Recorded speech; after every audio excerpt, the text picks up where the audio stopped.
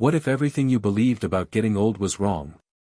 That question echoed somewhere in the dim corners of Walt Jennings' mind as he sat hunched in the threadbare recliner that had molded itself to his shape over the years. Outside, the October wind howled across the open Ohio fields, rattling the windows like impatient fingers drumming on glass. Inside, the room sat in near darkness, lit only by a single flickering candle and the faint blue glow of a muted television screen, the power having cut out again for the third time that week. The old farmhouse groaned with each gust, as if it too were tired of holding itself together. Walt blinked slowly, the quiet press of loneliness wrapping itself around him like a second skin. His hand trembled slightly as he reached for the framed photo of his wife, June, resting on the end table beside him. She smiled at him in sepia tones, frozen forever in the light of younger days. He whispered to the photograph without thinking, the words leaving his mouth before he realized they were forming. "If you were here, Junie, I'd probably still be fixing streetlights. Or maybe I'd have finally finished that damn wind battery project." The silence answered back. Somewhere behind the walls, the refrigerator sighed into stillness. The power had been going out more often lately. The electric company blamed it on infrastructure. Walt blamed it on indifference. He felt that a lot lately, from the world, from his son, from himself. He reached for the remote, half out of habit, thumbing it until the static cleared and a talking head emerged on the screen. The backup battery he'd jerry-rigged last summer gave him about 45 minutes of TV before it sputtered out. Just enough time for the universe to send him a message. On screen, a headline crawled across the bottom: Elon Musk's bold new plan, world's largest battery coming to Texas. The screen cut to a press conference. There he was, Musk, standing in front of a massive steel structure humming with potential, talking about Megapacks, the future of energy, and how this wasn't just about electricity. It was about resilience.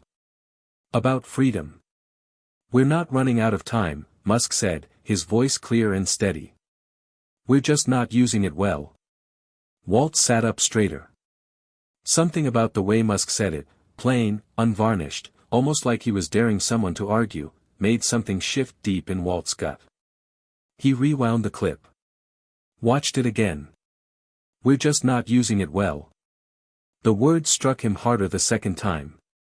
He remembered the notebook he'd shoved into the back of a drawer in his garage, filled with diagrams and notes from decades ago, when he tried to build his own small-scale energy storage system out of salvaged parts and pipe dreams. It was supposed to be his retirement project. That was before June got sick. Before Derek stopped calling. Before everything slowed down and eventually stopped. That night, long after the screen had gone dark and the wind settled into a whisper, Walt sat in silence, staring into the memory of a garage filled with parts and plans. He imagined the smell of sawdust, the tang of solder, the low buzz of something not quite finished. He imagined what it might feel like to start again. The next morning, he didn't sit in his chair. He put on his old canvas work jacket, the one with the grease stains and frayed cuffs, and walked outside into the chill. The air smelled like dying leaves and frost. Maple Drive was quiet except for the clink of wind chimes 2 houses down. His legs ached as he stepped onto the cracked concrete path leading to his garage, but he kept moving. He reached the rusting roll-up door, gave it a tug. It groaned in protest, like an old friend waking from a long nap. Light filtered in, dust motes dancing like fireflies. The garage was exactly as he'd left it years ago. Half buried in clutter, tools piled high, a graveyard of projects that never made it past the sketch phase. But in the corner, behind a tarp and a stack of paint cans, sat the battery housing he'd built with June, shaped out of reclaimed aluminum, connected to a tangled mess of wiring and solar cells. It was ugly. It was incomplete. It was his. Walt stood there a long time, staring at it like a man discovering a long-lost relic. A voice inside whispered, "You're too old for this." But louder than that came Elon's voice again, "We're not running out of time. We're just not using it well." He walked over and pulled the tarp off. Dust rose in a gray cloud. He coughed, laughed a little, and said, "Let's see if you still remember me." He spent the rest of the day cataloging what still worked and what didn't. The inverter was fried. The solar panels needed cleaning. The battery housing was intact but needed rewiring. He dug out his old multimeter and started checking voltages. His hands moved slowly, but they remembered. The rhythm came back. As the sun dipped below the horizon, he found himself smiling. Not because anything was working yet, but because something had started. That evening, Walt sat in front of his computer, its beige casing yellowed with age. He typed slowly into the search bar, "How do Tesla Megapacks work?" He clicked through videos, blogs, and articles, reading everything he could find. He printed out a schematic that looked like alien technology and pinned it to the corkboard in his workshop. The terminology was different than it had been in the 70s, but the principles weren't. Energy. Storage. Flow. Control. It was like speaking to an old friend in a new language. The next morning, he began cleaning. The garage, the yard, even the tools. Neighbors walked by and glanced curiously. Walt, who hadn't so much as trimmed his hedges in years, was suddenly up at dawn with a broom in one hand and a screwdriver in the other. Mrs. Klein across the street waved from her porch, calling out, "What's the occasion?" Walt just smiled and replied, "Energy revolution." She blinked. "Well, all right then." Inside the garage, he rigged a small camera and started filming his progress. It wasn't fancy, just him talking to the lens, explaining how he was rebuilding his old solar battery system, inspired by what Elon Musk was doing with Megapacks. He named the series, "What's Up with Walt?" He uploaded the first video to YouTube using his grandson's old account. 0 views. He didn't care. He had work to do. That night, the wind returned, and so did the power outage. But this time, Walt didn't reach for the candle. He walked out to the garage, flicked on a switch, and watched as the tiny LED strip lit up the workbench. It was faint. Imperfect. But it was light he'd made. For the first time in years, he didn't feel like a man waiting to be forgotten. He felt like a man beginning again. Hit subscribe and leave a comment with where you're watching from. This story might just spark a new beginning. What's one thing that always pushes you forward, even when things get tough? There was a time when people in town didn't call a company when the power went out. They called Walt Jennings. It didn't matter if it was a busted breaker, a flickering streetlight, or a thermostat that refused to listen. If it ran on electricity and it broke, Walt fixed it. He carried a big red toolbox everywhere, the kind with worn stickers and metal corners dented from decades of work. Kids called it the magic box. Grown men who now ran offices or farms still remembered being 8 years old, watching Walt in awe as he rewired a whole fuse box with one hand while sipping coffee with the other. That was before everything got complicated. Before technician became service technician level 2, and before everything that needed fixing came with a touchscreen and a service subscription. Walt never kept up with all that. Not really. He had his own rhythm. His own code. Fix what's broken. Respect the current. Don't cut corners. And don't leave anyone in the dark. That code had served him well through most of his working years. He was a steady man, the kind who always had a flashlight in his truck and a spare thermos of coffee in the glove box. He wasn't flashy. Didn't care for loud politics or overpriced tools. But he believed in doing the job right, even if no one noticed. Especially then. People did notice, though. June noticed. She was the one who first called him the man who fixed things. Not just lights and wires. She said he fixed people. Calmed them. Reminded them that not everything in life had to be replaced just because it stopped working. You could still repair what mattered, if you had the patience.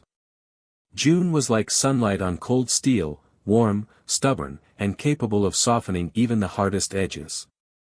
She worked in the town library, and her fingers always smelled faintly of old paper and lavender. She believed in Walt long before he believed in himself. She'd watch him sketch circuits on napkins, pull apart broken radios just to see how they ticked, and then ask, without irony, when are you going to build your own power system? It had started as a joke. Walt had griped one night about the electric company's rolling blackouts and said, I ought to build my own grid and cut them out entirely. June didn't laugh. She leaned forward, eyes shining, and said, so do it. Show them. And for a while, he did. He collected parts from scrap yards. Ordered components from the back of Popular Mechanics. Built prototypes using car batteries and duct tape. He called it the Back 40 Project, because it started in the far end of their property, where no one could see if it exploded. It never got finished. Not because it didn't work, but because life worked faster. June got sick, and suddenly circuits didn't matter. Diagnoses replaced diagrams. Hospital visits replaced hardware stores. And Walt, the man who fixed everything, couldn't fix the one thing breaking in front of him. After June passed, he put the Back 40 project away. Literally. He boxed up the components, slid them behind paint cans and old Christmas decorations, and stopped going into the garage altogether. He stopped doing a lot of things. Stopped talking to people. Stopped answering the phone, especially when it was Derek. Their last real conversation had ended badly, too many years of stubborn pride on both sides, too many words said in frustration. Derek had moved to Chicago to chase something, money, maybe, or just a version of himself that didn't include a small-town electrician for a father. They'd fought over it. Then over other things. Political things. Personal things. Unsaid things. Eventually, they just stopped trying. Even after June died, the distance between them didn't shrink. If anything, it grew deeper, like a canyon cut by regret. Sometimes, late at night, Walt would stare at the cordless phone on the kitchen counter and wonder if Derek even still had the same number. Wonder if Derek ever thought about calling. Wondered if he even knew his father was still alive. In those quiet hours, the house would creak and groan with memories, laughter that no longer echoed, arguments that never ended right, birthdays with chairs that stayed empty. Walt would sit in the dark, listen to the sound of his own breath, and ask himself questions he didn't dare answer out loud. Had he wasted his time? Was he just another old man with a garage full of junk and a head full of ideas that never mattered? Had he lived wrong? Was this what the end looked like? Flickering lights, unpaid utility bills, and no one left to call you Dad. But then came the moment in front of the TV. That clip. That quote. Elon Musk, standing in front of that massive energy project in Texas, talking about how the future was about storage, independence, and bold moves. Walt had never followed Musk closely. He knew the name, of course. Knew about the electric cars, the rockets, the weird tweets. But this was different. This wasn't about Mars or self-driving taxis. This was about energy. About lights staying on. About not waiting for someone else to fix things. It was the kind of problem Walt understood. The kind of future he'd once dreamed about, only now it was real, and it was happening without him. Unless he started again. That thought had gripped him harder than he expected. It didn't let go. Over the next few days, Walt couldn't stop thinking about that schematic, about the power banks and inverters and how they all fit together. He dug through old notebooks, tracing ideas he'd abandoned decades ago. He found a drawing June had made, his original battery design sketched in blue ink with little hearts in the margins. She'd believed in him. She'd always believed in him. The least he could do was believe in himself again. Not to change the world. Not to make money. Just to prove he wasn't done. That he still had something left. Maybe a lot. Maybe just enough. He began by organizing the garage, cleaning the dust from his tools like a priest restoring a forgotten altar. He labeled bins, sorted wiring, checked voltages on components that hadn't felt current in years. The work was slow, methodical, satisfying in a way nothing else had been for a long time. He made lists of what he needed. Watched tutorials on YouTube, chuckling at how the kids explained concepts he'd mastered in 1978 like they'd just invented electricity. Still, he watched every second. Took notes. He was learning again, and it felt like oxygen. He hadn't told anyone. Not yet. Mrs. Klein had asked, and he'd given her a vague answer. The mayor had walked by and said, "You opening up a repair shop again, Walt?" He'd just smiled. Let them think what they wanted. In truth, Walt wasn't sure what he was building toward. All he knew was that something inside him had reawakened, a drive, a rhythm, a flicker of light that refused to go out.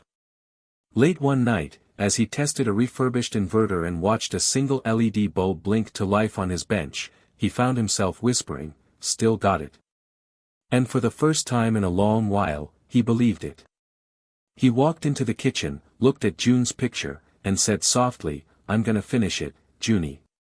I'm gonna finish what we started." She didn't answer, of course. But for a split second, he thought maybe the room felt just a little warmer. Maybe the silence wasn't as heavy. Maybe the current, after all these years, was flowing again. The first thing Walt noticed as he carried a box of salvaged wire out to the garage that morning was the sound of the world moving without him. A delivery truck rumbled past on Maple Drive, its tires kicking up the dusty edge of summer. A couple of teenagers zipped by on electric scooters, earbuds in, eyes glued to glowing screens, never once looking up at the man standing in his driveway with oil-stained hands and a back brace peeking out beneath his flannel. They didn't see him. Most people didn't these days. That used to bother him, but now he took it as a kind of freedom. He was invisible enough to build something without anyone telling him how it should be done. At least, that's what he told himself. Inside the garage, he slid the box onto his workbench and flipped on the overhead light powered by his refurbished solar rig. The glow buzzed softly, still a little unstable, but steady enough to see by. He exhaled slowly, like a man easing back into a familiar rhythm, and began stripping copper wire with the precision of someone who'd done it 10,000 times. His fingers worked slower now.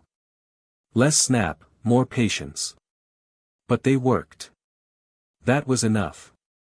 As he stripped and coiled, his thoughts wandered to the past.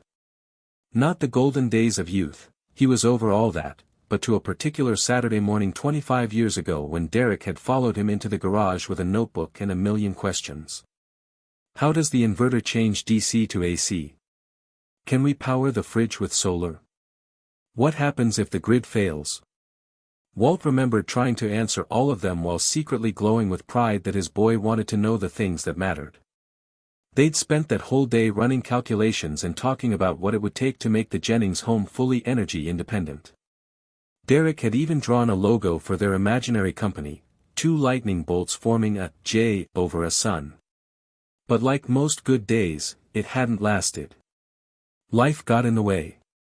Derek discovered computers, then stock trading, then the bright lights of Chicago.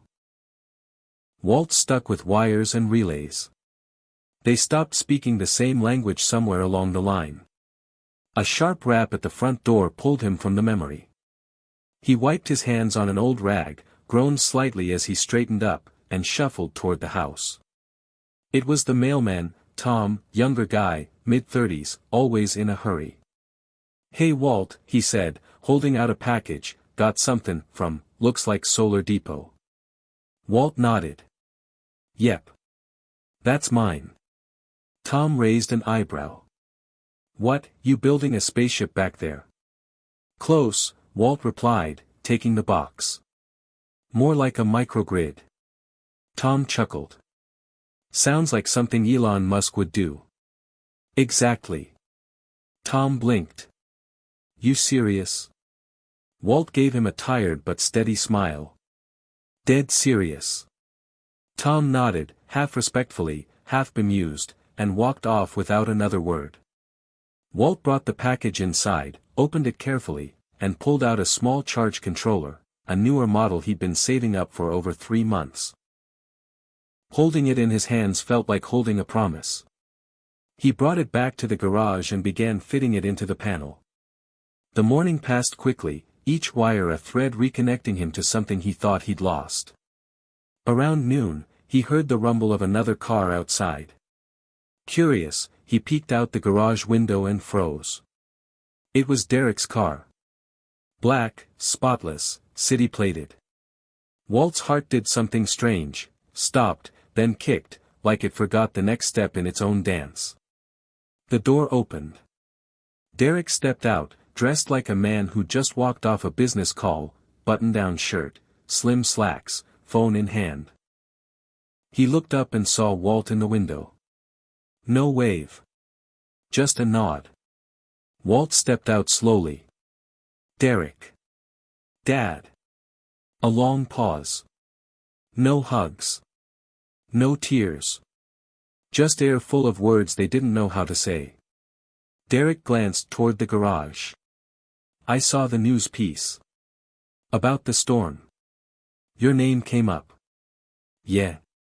Walt replied cautiously. Yeah. Said you kept the lights on when everyone else went dark. You made some kind of solar battery system? Walt nodded.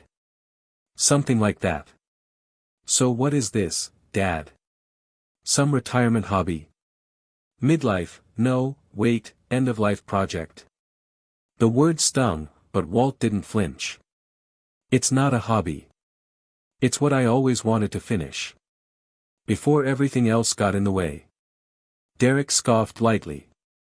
You're not seriously thinking you're going to power the whole town or something? No, Walt said simply. Just trying to power myself. Maybe help a few folks who get left behind when the grid fails. Like it failed your mom that night. Derek's jaw tightened. Don't do that. Don't bring Mom into this. Walt sighed. She believed in this. In me. You used to, too. Derek looked away. That was a long time ago. Yeah, Walt replied. It was. They stood in silence for a long moment, the wind tugging at the leaves overhead. Finally, Derek asked, You doing okay? With everything? Walt nodded slowly. Getting there. Took me a while. Too long maybe. But I'm doing something that makes me feel like I'm still here. Not just waiting around to fade out. Derek didn't respond right away. Then, glancing toward the garage, he asked, Can I see it? Walt's lips twitched. Course you can. Inside, Derek walked around the workbench, inspecting the setup with the critical eye of someone who spent more time with spreadsheets than circuits. This is, actually impressive, he admitted. You built all this? With old parts, yes. Watching Musk talk about the Megapacks got me thinking.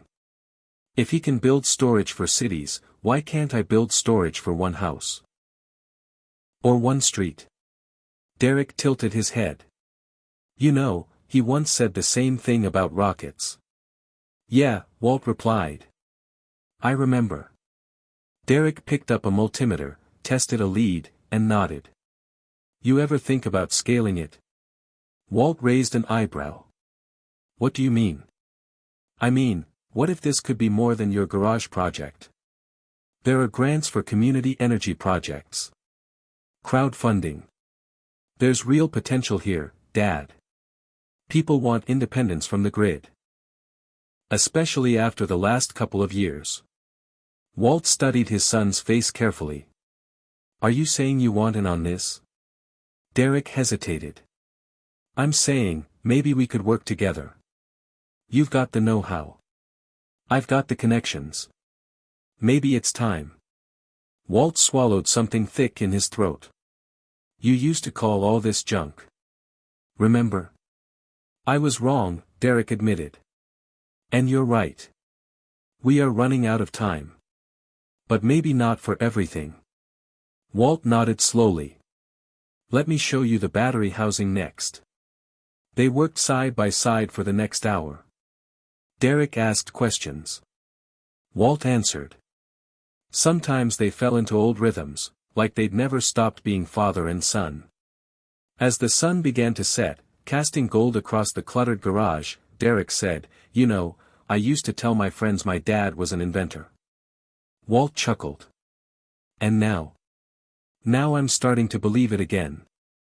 They stood in the warm hum of solar-powered light, both of them older, softer, less certain.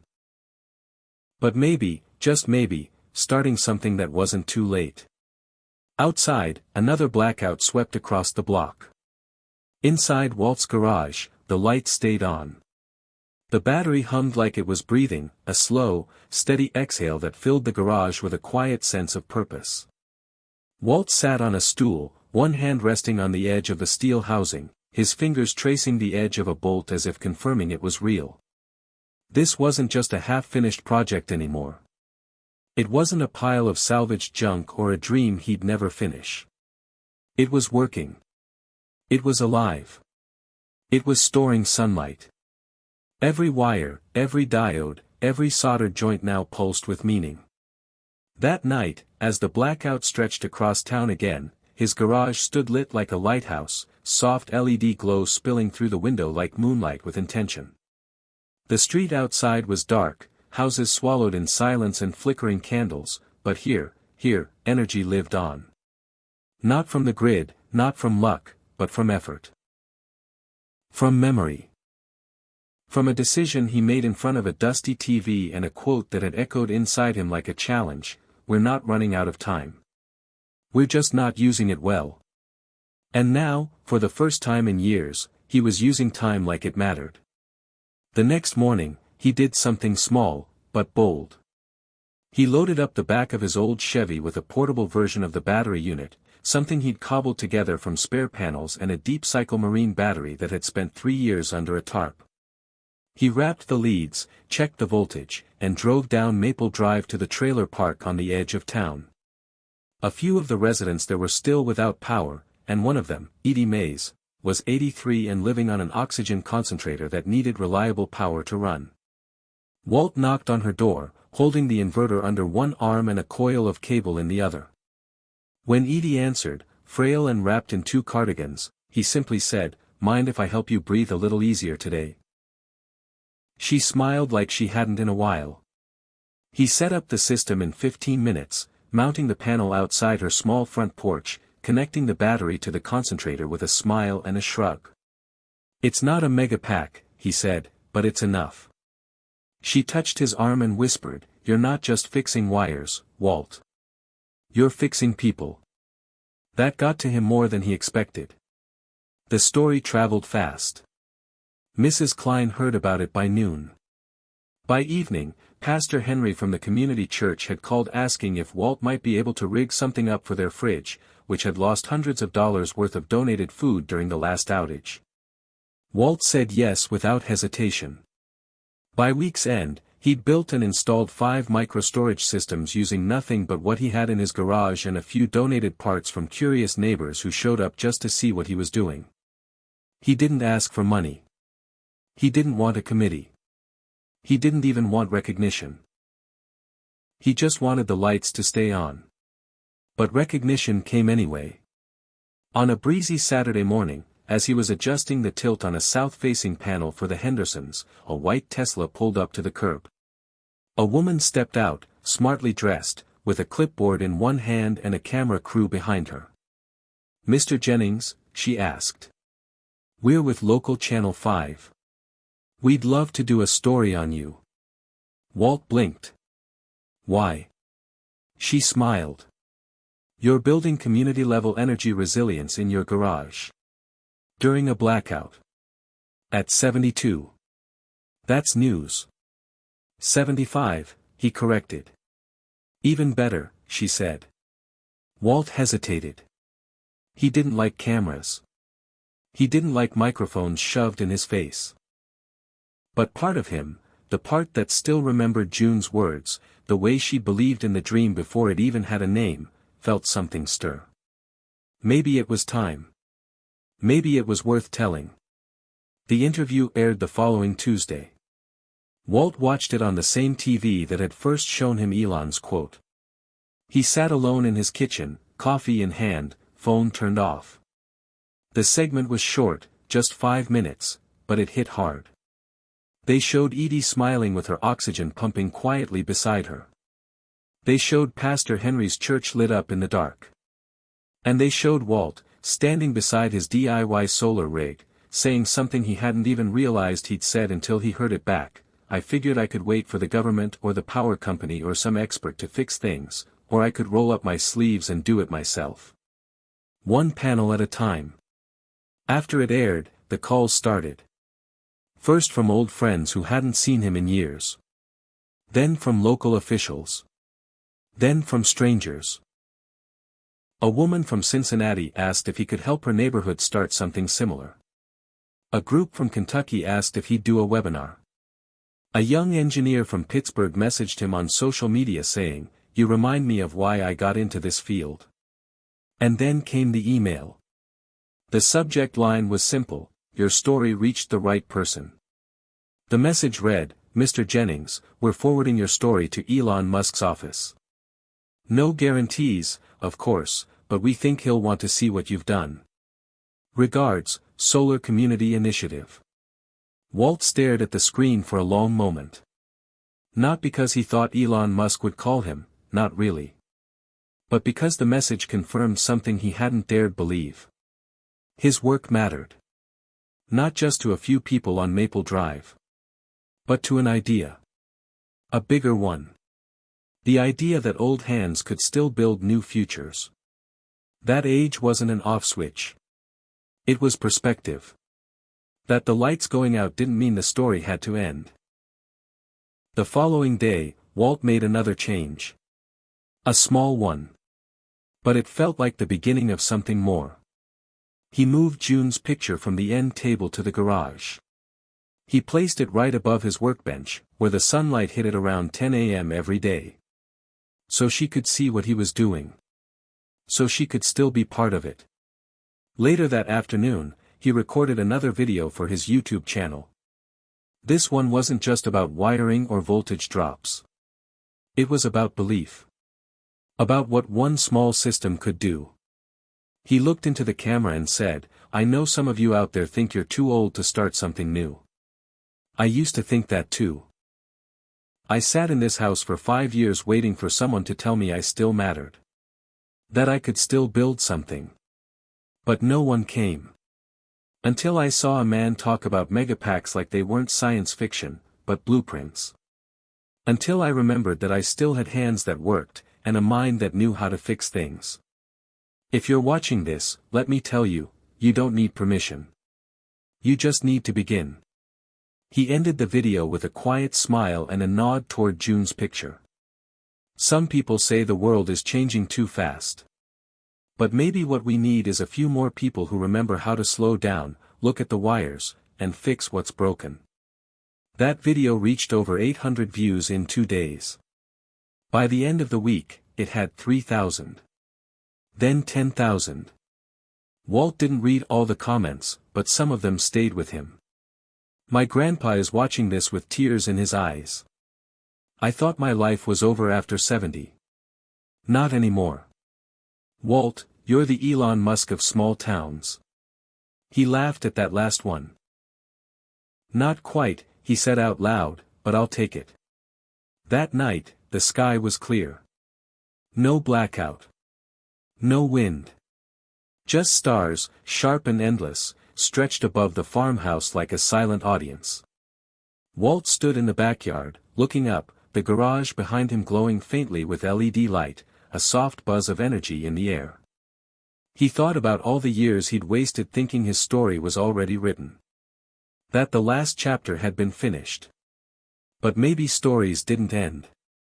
Maybe they just paused, until you found the courage to turn the page. He closed his eyes and whispered, "I'm ready now, Junie. Let's see how far this goes."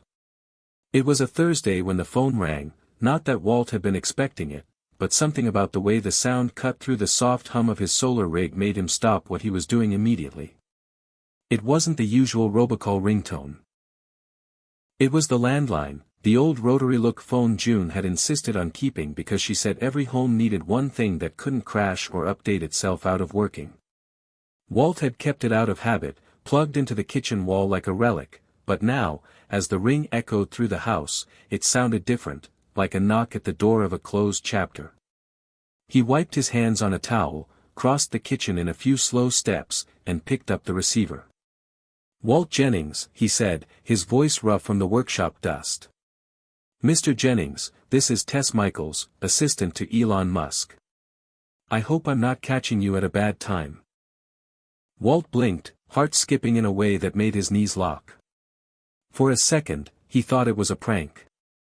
Some kind of online joke, maybe from one of the grandkids of his neighbors who'd seen the news piece. But her voice was too calm, too professional, too real. No," he said, gripping the phone tighter. "No bad time at all. Just, you said Elon Musk?" "Yes, sir," she said. "Mr. Musk saw the Channel 5 segment. He also watched the video you posted last week about powering your neighborhood during blackouts. He asked me to personally reach out and tell you, well, he called you a gutsy engineer with grit that's almost extinct." Walt didn't know whether to laugh or cry. He didn't do either. He just stood there, eyes wide, jaw slack, staring at the coffee pot as if it could explain any of this. "He asked me to offer you an invitation," Tess continued. "Tesla is hosting a private demonstration of its Megapack grid solutions in Reno, Nevada, next month. Only a few dozen people are invited, mostly engineers, researchers, energy executives. Mr. Musk would like you to attend. As a guest. Travel and accommodations covered. He said you've earned a seat at the table." For a moment, Walt couldn't speak. Then he said, very quietly, "I'm just a guy with a garage, Ms. Michaels." Her voice softened. "Sir, that's exactly why he wants you there." Walt took down the details with shaking hands. He didn't say yes right away. He said he'd think about it. She gave him a direct number and told him to call when he was ready. After he hung up, he just sat there in the kitchen, staring out the window at the garage where the panels gleamed in the afternoon sun and the inverter fan hummed gently, doing exactly what it was built to do: convert, store, provide. He thought about June. About the time she teased him for falling asleep reading a copy of Popular Science with a solar schematic half folded on his chest. "You're dreaming in volts again," she'd said. He'd told her maybe one day he'd invent something people would remember. She had smiled, kissed his forehead, and said, "Then I hope I live to see the day you stop saying, 'one day,' and start saying, 'today.'" She hadn't. But that didn't mean he couldn't. He thought about Derek too. About how he'd shown up last month, out of nowhere, and started asking questions like he actually cared again. Since then, they'd been talking more. Texts, mostly. A few short calls. Once, Derek even sent him a link to an article titled "The Coming Solar Storage Revolution." In the email, he wrote, "Looks like you're ahead of the curve, Dad." That line alone was worth more than any paycheck Walt had ever collected. Later that evening, Walt sat down with a spiral notebook and began sketching out ideas. Not for himself this time. For others. He made a list: small-town community centers, food banks, low-income housing blocks, churches, shelters. He started drawing modular battery setups, each one labeled with storage estimates and installation timelines. He calculated cost, rewrote it twice, then once more, and by the end of the night, he had a crude but beautiful plan: a local microgrid network built not by corporations but by neighbors, retirees, high school shop classes, and hobbyists with a purpose. He didn't know if it was practical. He didn't know if anyone would fund it. But he knew it was possible. The next morning, he called the number Tess had given him. "Tell Mr. Musk I'll be there," he said. But I'm not coming to shake hands. I'm coming to pitch something. Her voice brightened. We were hoping you would. In the weeks that followed, Walt prepared like a man on a mission. Derek flew in one weekend and helped him digitize his sketches. Together they made a slideshow, a simple one, full of diagrams and real-life photos of Edie, Pastor Henry's church, the Hendersons' porch. It wasn't polished. But it was honest. It showed what mattered, people getting power when they needed it most. Power they didn't have to beg for. Or wait for. Or pay a premium for. Power they owned. At night, Walt would rehearse the pitch in his head. I'm not here to ask you to reinvent anything. I'm here to show you what's already working. And ask you to help me scale it, not top down, but ground up. He wasn't trying to sell anything. He didn't want a job or a contract. What he wanted was belief. Backing. Maybe just the right words in the right ears. The day of the event arrived crisp and clear. Reno sprawled beneath an impossibly blue sky, its edges blurred by sun-baked hills and dust. Walt stood outside Tesla's demonstration center, wearing a clean button-down shirt June had once given him for their anniversary. Wear it somewhere important, she'd said. He figured this qualified. The event was full of energy types, young engineers, tech writers, and suit anti-executives who seemed both surprised and a little amused to see an old man with a briefcase and calloused hands checking in at registration. But no one laughed. Not when they saw his badge. Not when they realized who he was. That guy from the video. The one who powered the block with scrap panels and homemade circuits. The one Musk had quoted on X just 2 days earlier. Walt Jennings didn't wait for permission. He just got to work. People shook his hand. They asked questions. They listened. One young engineer from Vermont said, "You made it feel real. Like we don't have to wait until we're billionaires to make a difference." Walt nodded. That's the point. When his time came to speak, he didn't use slides. He stood up in front of the room, took a breath, and started with the story of Edie and the portable solar system. He told them about the blackouts. About June. About waiting too long. Then he pulled out a laminated diagram from his briefcase and held it up. I'm not asking you to build this for me, he said. I'm asking you to help me build it with people who already believe in it, because they've lived without it. The room was silent. Not bored silent. Listening silent. The best kind. When he finished, there was a pause. Then came applause. Not the polite kind, either. The kind that carried warmth. Respect. Understanding. Afterward, Tess approached him again. Mr. Musk wasn't able to be here in person, she said, but he watched your talk from the satellite link in Texas. He asked me to tell you something. Walt raised an eyebrow. Go on. She smiled. He said, tell Walt that the Megapack isn't the future. People like him are. Walt swallowed hard. For a moment, the lump in his throat was too big to talk around. Finally, he whispered, well. I'll try not to disappoint him. That night, back in his hotel room, Walt stood at the window looking out at the glowing lights of the city. It was a long way from the dark porch where he'd first heard that quote. A long way from the quiet grief he used to sit with like a second skin. A long way from the man who thought his best work was already behind him.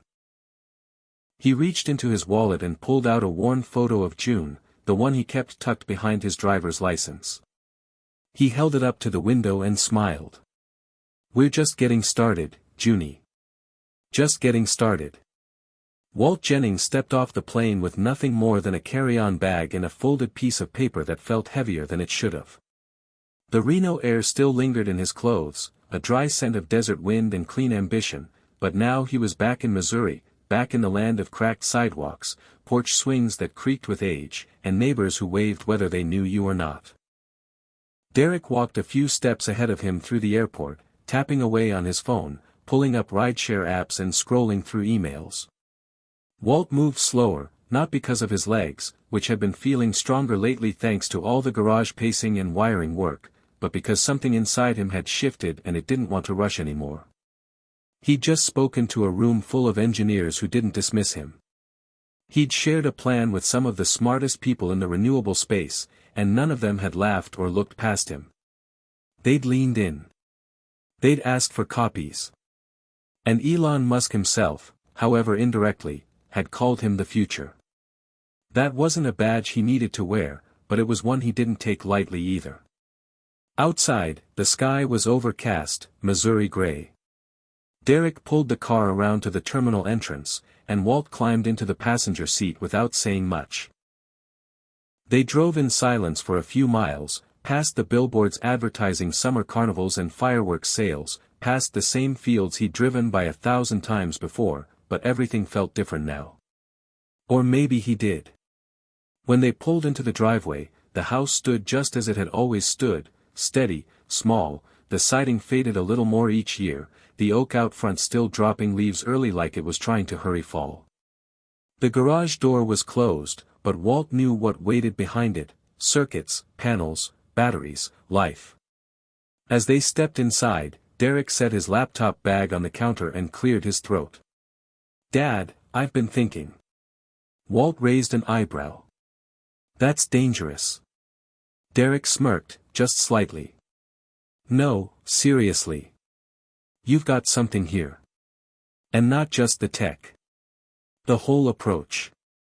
You're proof that resilience isn't about age or budgets, it's about initiative. What if we documented your builds? Step by step. Made it replicable. What, like a guide? More than that. A community. A platform. Backyard grid. Or something like that." Walt considered it. "I don't know anything about websites or branding, Derek." "I do," Derek said. "And you know solar. Storage. Systems. It's a good combo." Walt turned the idea over in his head. He didn't like the sound of being a brand, but he liked the idea of giving other people the tools to build something that mattered. He thought of Edie's grateful eyes. Of Pastor Henry shaking his hand in the dark. Of the young engineer in Reno who said he reminded her why she got into the field. He nodded slowly. "Let's do it. But we keep it honest. No flash. No sales pitch." Derek grinned. "Deal." Over the next few days, the garage became something else entirely. Not just a workspace. A studio. A classroom. Derek mounted a small camera to the ceiling and connected it to a laptop. They set up lighting. Walt wrote a script, or, more accurately, jotted down thoughts on notecards that he shuffled nervously as he practiced in front of the lens. He hated the sound of his voice on playback. Said he looked like a man auditioning to read the weather in 1974. But Derek kept encouraging him, and slowly, Walt stopped performing and started just talking. The first video was simple. How to build a battery backup system with $300 in spare parts. No music. No edits. Just Walt, in his flannel shirt, walking viewers through the build step by step, explaining why each part mattered, how to make it safe, what not to do, and why this kind of storage, however small, could be life-changing. Within a week, it had 8,000 views. By the end of the month, over 50,000. Comments poured in from older folks who'd been told they were too old to learn tech. Veterans. Retired electricians. Grandparents. Widows. One man from rural Idaho wrote, "I thought I was the last person who remembered how to wire a fuse box. Turns out I'm just one of many waking back up." Another woman from Georgia said, "My husband died last year and I've been afraid to try anything new, but this made me feel like I can build something again." Walt responded to every single message, even if it took him 2 hours each morning. The act of replying became as much a part of the project as the builds themselves. One person at a time, he told Derek. That's how this grows. Like wiring a circuit. Connection by connection. Over time, the videos got a little better. Not slicker, Walt wouldn't allow anything that looked like a commercial, but clearer. Cleaner diagrams. Better lighting. The garage slowly evolved into a teaching center, with labeled bins, whiteboards, and a rolling cart of demo units he let neighborhood kids borrow for science projects. One day, the mayor of the town came by, asked for a tour, and left an hour later with plans to set up 3 solar backups at the fire department using Walt's model. A week later, a representative from the Department of Energy called. "We saw your talk in Reno.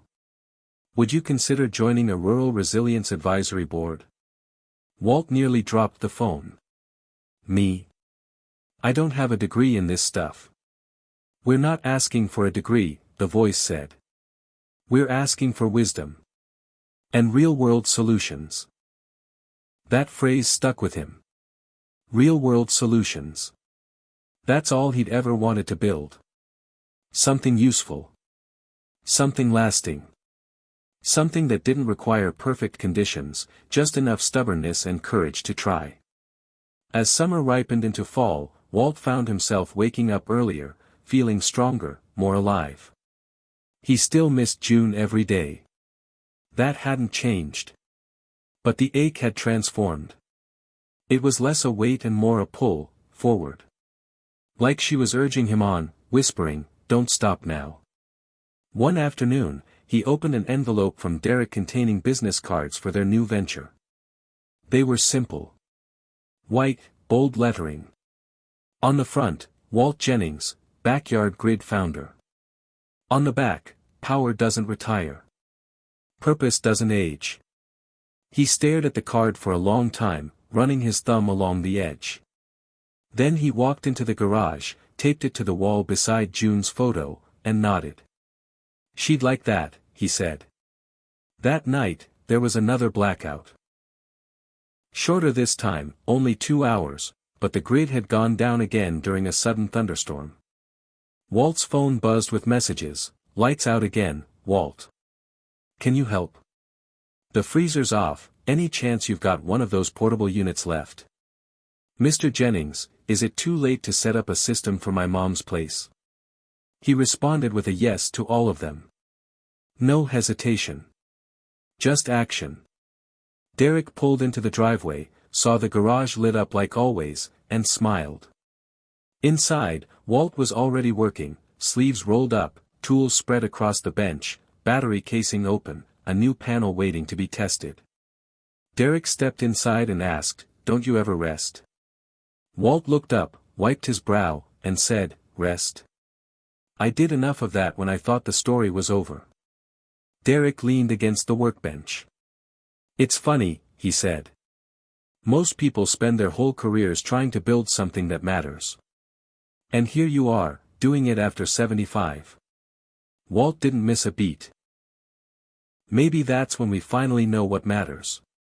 They worked side by side for the next 2 hours, finishing a new unit together in time to deliver it to a young couple with a newborn who lived down the street. As they dropped it off and saw the soft glow of a nursery light flicker back on, Walt felt it again, that quiet click inside the soul that says, This is why you're still here." And he knew, without a doubt, that he hadn't come home the same man who'd left for Reno. He'd come home someone better. Not younger. Not faster. Just clearer. And that, in the end, was the most powerful energy source of all. By the time the first frost crept over the yard and curled the edges of the summer grass, Walt's builds had found their way into 6 different towns, 3 states, and 2 tribal reservations. What had started in a garage with a screwdriver and a stubborn sense of purpose had become something much bigger, something living. Every morning brought new emails, new messages from strangers who felt a little less like strangers every time he read their words. A farmer in Kansas had replicated Walt's emergency power system for his well pump. A retired schoolteacher in Tennessee used one to keep insulin refrigerated when outages rolled through her mountain town. A Vietnam vet in Arizona wrote to say that he'd finally found a way to stay off the grid without feeling off the map. "You gave me a new mission," he wrote. Walt printed that one and tacked it to the garage wall. The next to arrive was a handwritten letter, trembling cursive on lined paper, from a woman named Lucille in Nebraska. She was 91 and living alone. Her grandson had built a system for her using Walt's YouTube guide. "For the first time in 3 winters, I'm not afraid of the dark anymore," she wrote. "You're not just building batteries, Mr. Jennings. You're building peace." Walt held the letter in both hands for a long time, the words sinking in deeper than most ever had. Peace. That's what it really was, wasn't it? Peace of mind. Peace from worry. From waiting. From helplessness. The kind of peace that didn't come from a government check or a new law, it came from doing. From building. From reclaiming something that had always belonged to you but you'd forgotten how to reach for. And now, the map was lighting up. Derek created an interactive one and uploaded it to the Backyard Grid website. Each pin represented a location where someone had built or installed a system using Walt's guides. They watched it grow together over morning coffee, each new dot a small burst of hope. Green in Montana, blue in New Mexico, red in Mississippi. Derek added a section for community hubs, neighborhoods, churches, food pantries, that had adopted Walt's modular system in bulk.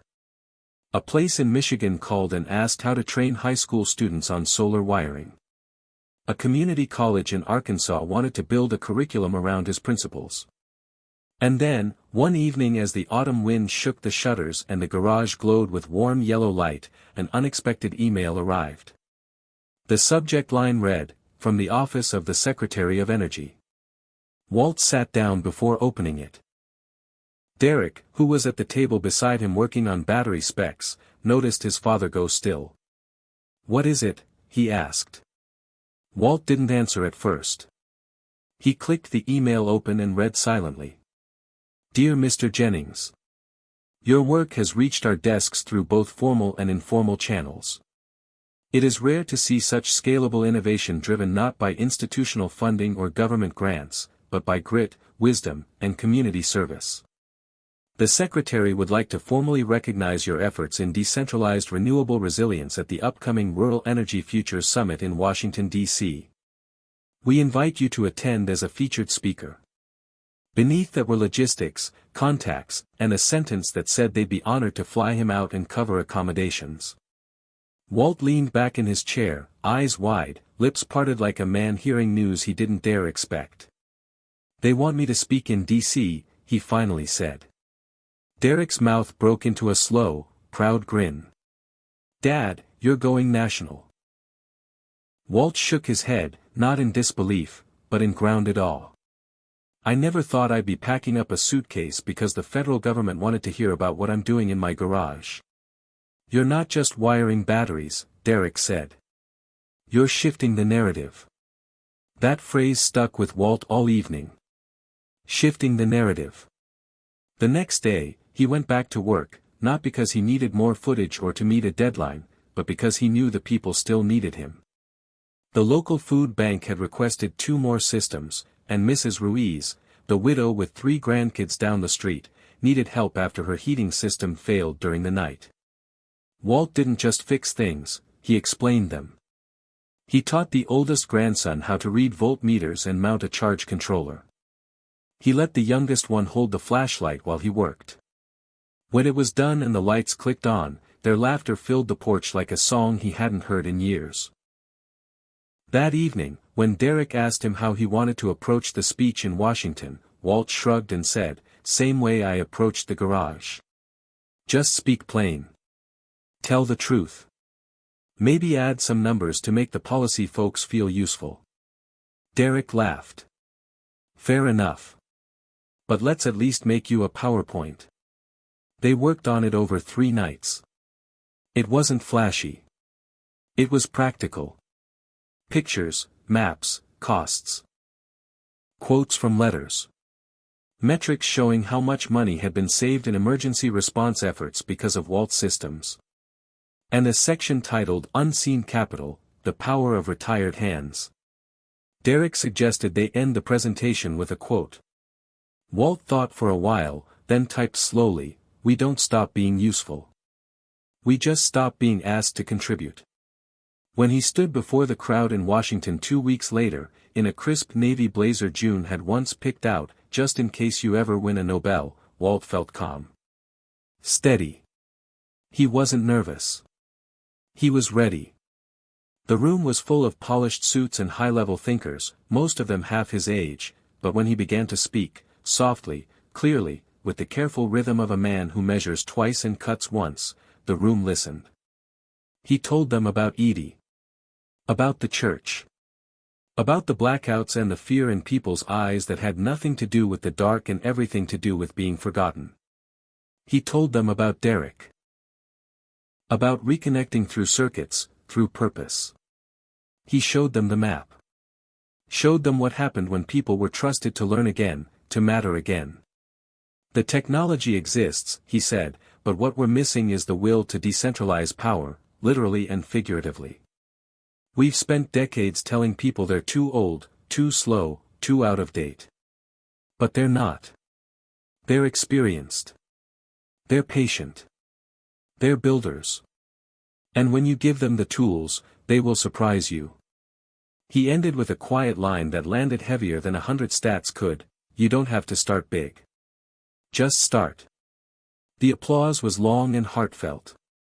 Several officials came to shake his hand. One aide whispered, "You're the only speaker who didn't try to sell us something." To which Walt replied, "Maybe because I'm not trying to make money. I'm trying to make neighbors." That night, in his hotel room with a view of the Potomac and lights flickering across the river, Walt pulled out his notebook and added a new idea: a national training network for retirees who wanted to learn how to install storage systems. He'd call it the Second Circuit. The idea made him smile. The name just felt right. He emailed the outline to Derek, who responded 15 minutes later, "Brilliant. Already checking domain names." The world wasn't changing because Walt Jennings had invented a miracle device. The world was changing because he'd reminded people of something they'd forgotten: that resilience starts with connection. That wisdom isn't obsolete. That age isn't a disqualifier. In the weeks following the summit, new requests rolled in, not just for systems, but for talks, workshops, mentoring sessions. Walt only accepted the ones where he felt he could give something real. And always, he came home to his garage. That sacred, messy, humming garage where the first panel had gone up, where the first spark had caught fire not just in the wiring, but in his heart. One evening, as fall bent toward winter, Walt walked into the garage, flipped on the lights, and stood quietly for a moment, just listening. The batteries clicked. The panels creaked softly in the breeze. The inverter hummed like it was waiting. And in that quiet moment, he realized something deep and warm: this wasn't the end of a story he thought had already finished. This wasn't a second chance. This was the beginning of a brand new book, and he was just getting to the good part. Wednesdays at the Jennings house had become something of a ritual. The day the mailman delivered letters written by strangers who had once felt powerless, and by strangers who now, after watching one old man fiddle around in his garage, felt powerful again. This Wednesday morning, the mail slot clicked, and Walt shuffled to the door to retrieve the small stack of envelopes that lay waiting. He didn't glance at the front of the house. He headed straight to the kitchen table, already crowded with coffee stains, notebooks, and amber sunlight that sliced through lace curtains like hope made visible. The envelopes were a mix, some typed, some handwritten, all of them seeded with potential. One was from a fire chief in rural Wisconsin asking how to equip the local fire station with backup power. Another was from a widow in Oregon whose heat pump had failed, her words shaky but determined: "If Walt Jennings can make a difference with scraps, maybe I can too." Walt sat there, breathing slowly, and felt something warm unfold inside. This was more than a project. It was a movement, one made of human stories, not just technical diagrams. He carefully opened the letter from Wisconsin. The chief had sketched out a floor plan and asked for guidance on how to adapt Walt's modular system to run their radio equipment during storms. Walt nodded to himself, rubbed his forehead, and thought, "That's something we can do." He scribbled back, hand still believing every letter mattered. Then he moved on to the Oregon envelope. He read about the widow's struggle, the way her voice wavered on the page, and felt June's spirit beside him, remembering how she used to urge him to build things that mattered. He typed a response on his laptop, "You're not just wiring machines. You're wiring resilience. Here's what I'd do first." He paused. He added a postscript, "I believe in you." By mid-afternoon, the garage was alive with tools, ideas, and the quiet buzz of the circuit he and Derek had been tweaking for weeks. They were trying a new thermal shielding method that mimicked what Tesla had begun using after learning from that fire in Australia. Safety wasn't just a checkbox for Walt anymore, it was central to the story he was helping write, not just about energy, but about trust. A knock at the garage door interrupted their work. Walt expected Mrs. Ruiz, who often brought lemonade and anecdotes from the neighborhood, or maybe a curious reporter following up on his DC speech. Instead, he found a young engineer, not much older than his grandson, holding a tablet and wearing a look of both excitement and hesitation. "Mr. Jennings," she said, breathless. "I'm Meera Patel. I follow Backyard Grid. I use your tutorials. I wanted to help." Walt blinked. "Help with what?" She smiled, blinking back a little. "With everything. Do you ever think of partnering with universities? With tech students, makers, builders? I'm finishing my master's in sustainable engineering. I'd love to help create documentation and kits that people like me, students and retirees, could assemble together." Derek, standing nearby, raised an eyebrow. Walt looked from Meera to Derek, slowly nodded, and said, "Let's build something together." That single decision connected another wire in a very big circuit, the kind whose power doesn't come from current, but from connection. Plans began to bloom. Meera brought her campus's 3D printer to the garage. They designed modular case prototypes, labeled ports, and printed mounts that made panel junctions neater, safer, more intuitive for newcomers. Walt still did the soldering, the wiring, the hands-on stuff, while Meera digitized their blueprints and turned them into a downloadable starter kit, not just for DIY energy systems, but for intergenerational builders everywhere. One evening, Derek found Walt in his favorite chair, half asleep, notebook open on his lap, showing sketches of a patchwork of community energy hubs connected across counties. Next to him was an email invitation from a regional grant board offering small seed funding to community-powered resilience programs.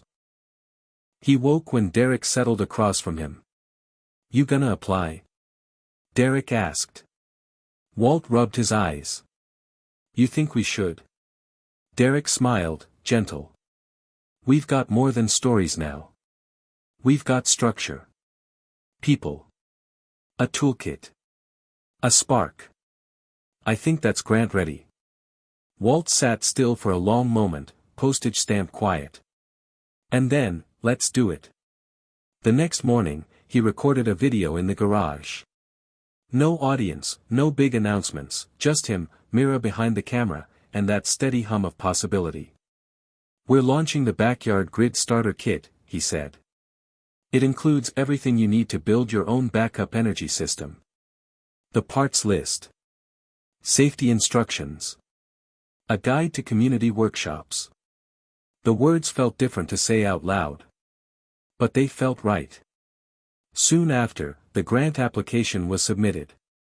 Walt found himself filling in budget lines, writing about strategies to recruit retirees and vocational students, and describing how decentralized energy could empower more than just their homes. It could revive connection. A week later, the approval came. They'd been awarded enough funding to pilot 10 community kits, fund workshops across 3 counties, and support the creation of online support groups for builders to share tips, successes, and failures. On launch day, Walt stood in a gym behind Walmart, nicer than he'd been in years, in front of 24 local residents spread between folding chairs and folding tables littered with battery modules, hand tools, diagrams taped to basketball pylons. Derek manned a laptop playing compilation clips of builders from New Mexico, Tennessee, Montana. Mira moderated questions from curious teens in the corner who were already planning science fair projects around it. Walt took a deep breath and spoke, "We're not just putting kits into hands. We're putting light into homes. Courage into hearts. So let's get to work." And they did. High school shops turned into assemblers. Neighborhood centers became pop-up energy clinics. Every kit built didn't just light a wire, it lit a spark in someone who hadn't tried in years, or sometimes ever. 1 week into the pilot, Walt visited Mrs. Ruiz, her home hum with warmth, her granddaughter's reading lamp glowing softly at the table. She hugged him, whispered, "You didn't just wire power. You wired possibility." Walt's chest swelled. That night, he lay in bed, June's picture on the bedside table shining in the moonlight. For the first time, he didn't feel like he was catching up. He felt like he was leading. He thought about the factory Tesla was building in Texas, 1,500 jobs by year 3. Bigger scale, bigger systems. But this hustle of kits and workshops, felt more alive, more personal, more real. It was small-scale revolution. Then came an email that felt like validation from the universe. It was from a local news desk. "Tesla Energy would like to feature your backyard grid project in an online story about grassroots grid innovation. Would you be interested?" Walt closed his eyes, breathed in that electric, quiet feeling, like the day he pressed upload on his first YouTube video with 0 views and a dream. He clicked yes. That weekend, Mira helped write the press release, Derek assembled footage, and Walt practiced his words. He recorded a message: "This isn't about one man. It's about reclaiming resilience together, one wire, one heart at a time." As autumn deepened, leaves turning gold and copper, the story spread. More letters landed. Kits shipped to rural hubs. Communities lit up, workshop by workshop, kit by kit. And Walt, leaning on decades of know-how and a spirit that refused to retire, kept building, because he's learned that legacy isn't in what you leave behind when you're gone. It's what you spark while you're still here. The winter winds began to thread through the streets like a quiet warning that things were about to change again.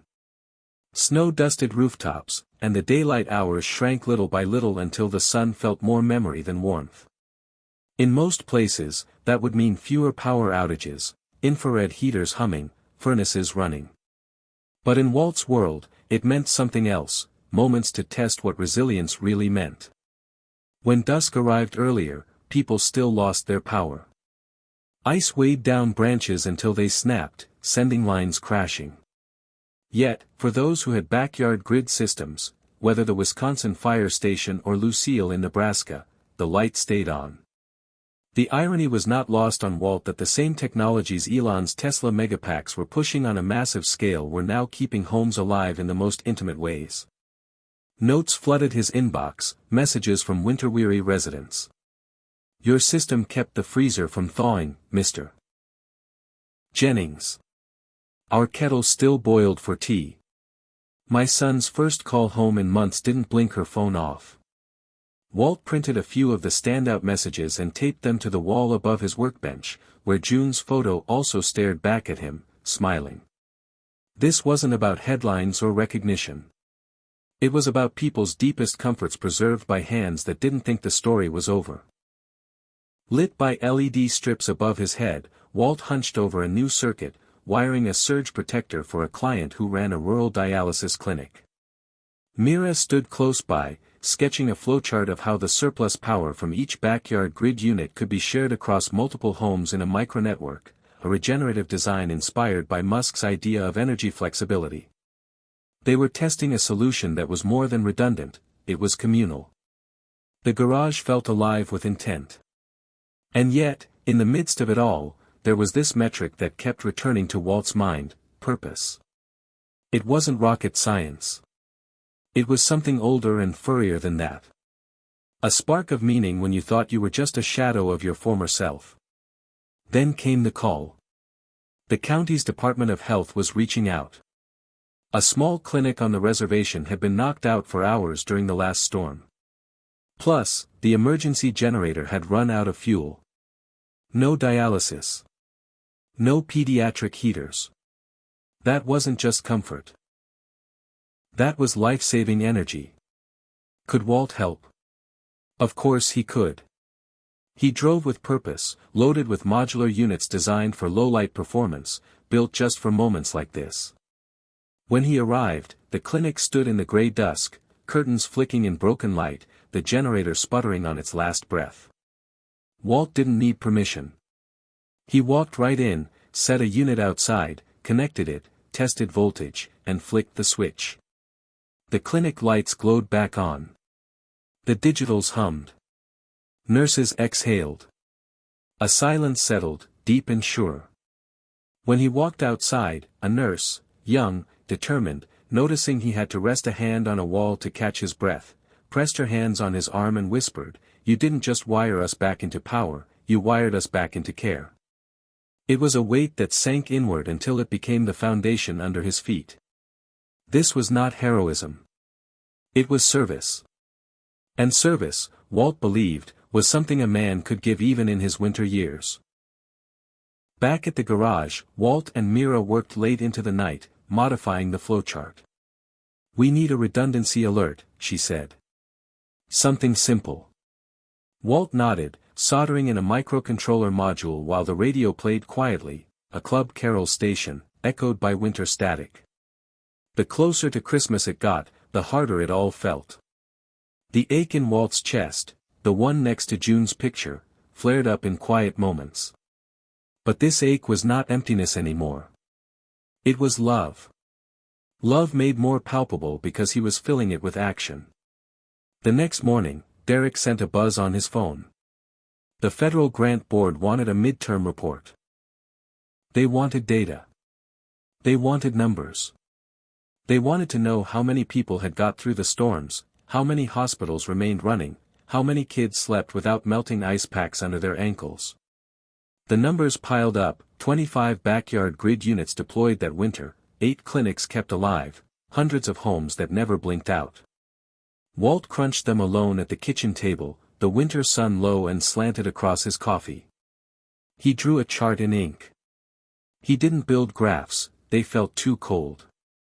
He drew lines by hand. Each dot was a home, a heartbeat, a person breathing. When Derek found him, he looked at the page, touched it. "That's what data looks like when people are living." Walt lifted his eyes. "It's more than numbers. It's the human current." The next day, he recorded a video titled, "Winter Doesn't Have to Be a Dark Season." He spoke softly, reminding viewers that resilience doesn't cost much. It costs connection. A toolkit and a willingness to be seen. The video didn't go viral. It landed. It settled in timelines. Older folks watched. Young ones forwarded it to grandparents. It became unspoken proof that even in the darkest months, light is still made of resolve. And then an email arrived, out of the blue, from Tesla itself. No PR team email. It was a short personal note from someone in the Megapacks division. "We're watching what you're doing. You're not just lighting houses. You're illuminating the why." Walt stared at that for a long time. Never had he thought of himself as anything close to illuminating. Just repairing. Just starting. Then came Christmas Eve. The snow lay in thick blankets, and the night fell like a hush on the world. Walt sat alone near the garage window, the last kit, built for a hospice in northern Missouri, wrapped and ready to deliver. The lights from the house glowed inside, but his heart kept drifting to June's picture, to the promise she'd nudged out of him, "Start today." He sighed, thinking how the warmth he felt wasn't in the thermal sensors or voltage drops. It was in the silent conversation between what he did and what people believed again. That night, the doorbell rang. He pressed from his chair and answered it to find the pastor of the church that had first circled their town's power outage, holding a DVD. "From the choir," he said. "They put together some recordings, carols, hymns, handlit the tree in the church hall, thought you should have a copy." Walt held the DVD like a talisman. He didn't need a player. He just needed the gesture. It landed inside him like a gift that said, "You still matter." And then, New Year's Day came unannounced amid snowdrifts and the silent hum of storage units humming behind the scenes. Folks across 3 counties wrote to wish him well for the year ahead. "Built one for my daughter," someone said. "You reminded me how to build again," another wrote. He read them, smiled. Packed his tools. Stepped into the garage. And flipped the switch. The LEDs glowed strong. Outside, night pressed cold against the windows. Inside, the current pulsed steady. Walt Jennings didn't know what the year had in store anymore. He knew only this: his hands still built. His heart still started. And in the quiet hum of circuits powered through winter storm, he felt enough light to carry on.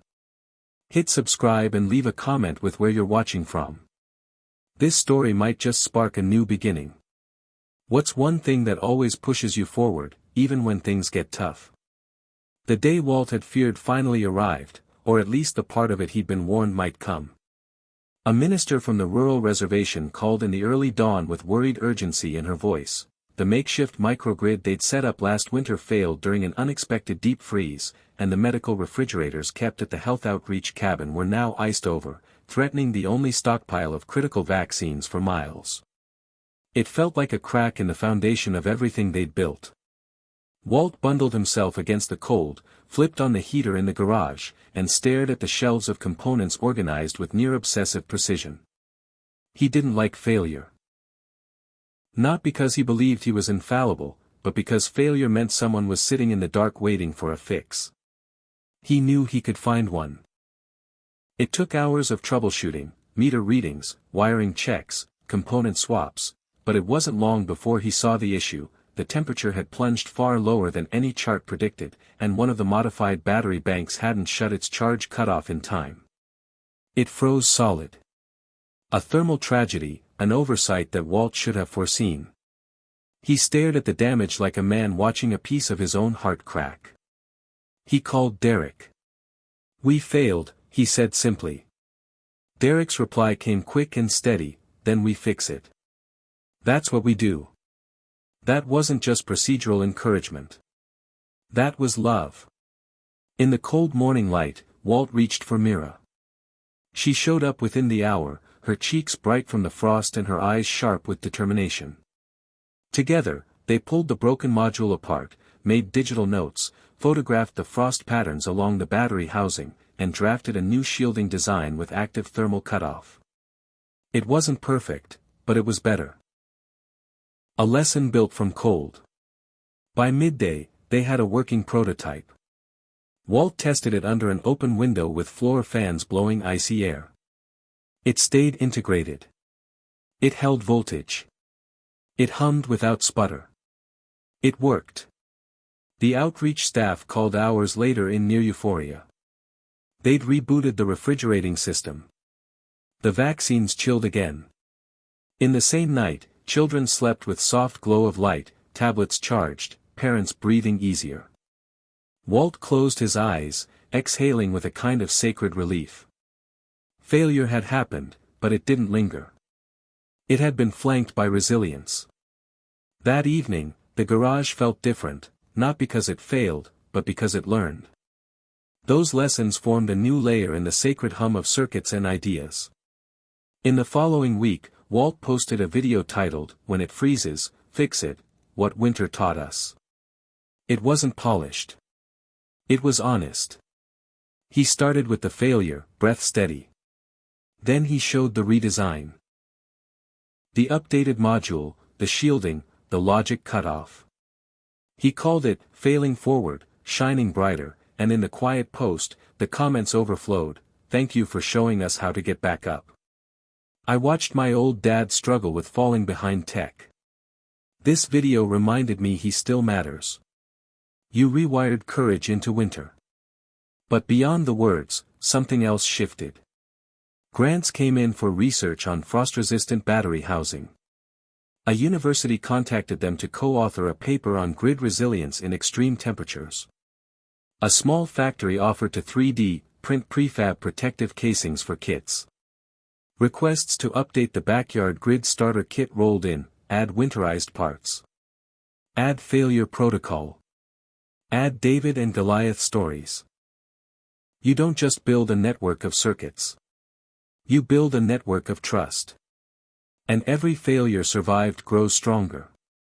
Late one night, as Walt packed the updated kit components into labeled bins, he felt the ache in his heart again, that familiar tug of missing June, of longing for unfinished work. But something had softened the ache too. It was that sense of belonging, the understanding that mistakes didn't cancel purpose. They refined it. It was a new kind of clarity in his bones. A few days later, he got a call from the Secretary of Energy. The voice on the line said, "We saw your failure video. You turned it into a resource. That took courage. We're doubling your pilot funding, deploying 5 more kits in harsh weather communities."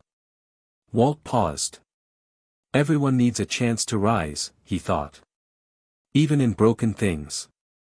The next morning, Derek and Mira surprised him with a small celebration. They'd made a banner, "Failures Fuel Futures." They toasted cocoa from thermoses. The garage, usually humming, held a warmth today born of shared grit. And then, that afternoon, something bigger arrived. Tesla Energy's content office reached out again. "You've started something worth the world knowing about. Could we collaborate on a winterization video series? Something about human-scale resilience inspired by backyard grids." Walt looked at June's photo, tucked behind his tools, where she stared back at him over the years they both knew and the ones he thought he'd lost. Then he looked at the camera. "Yes," he whispered into the silence. A week later, the trio filmed in the studio, Mira running the camera, Derek managing the slides, Walt in front of a panel displaying frost-resistant housing, February light streaming through. He spoke softly about what failure taught him. About how sometimes the systems you build aren't just lines of code or circuits, but pathways back into meaning. They titled it, "When the Grid Fights Winter, People Win." The reach wasn't viral. It was rooted. Policy folks, teachers, rural leaders watched.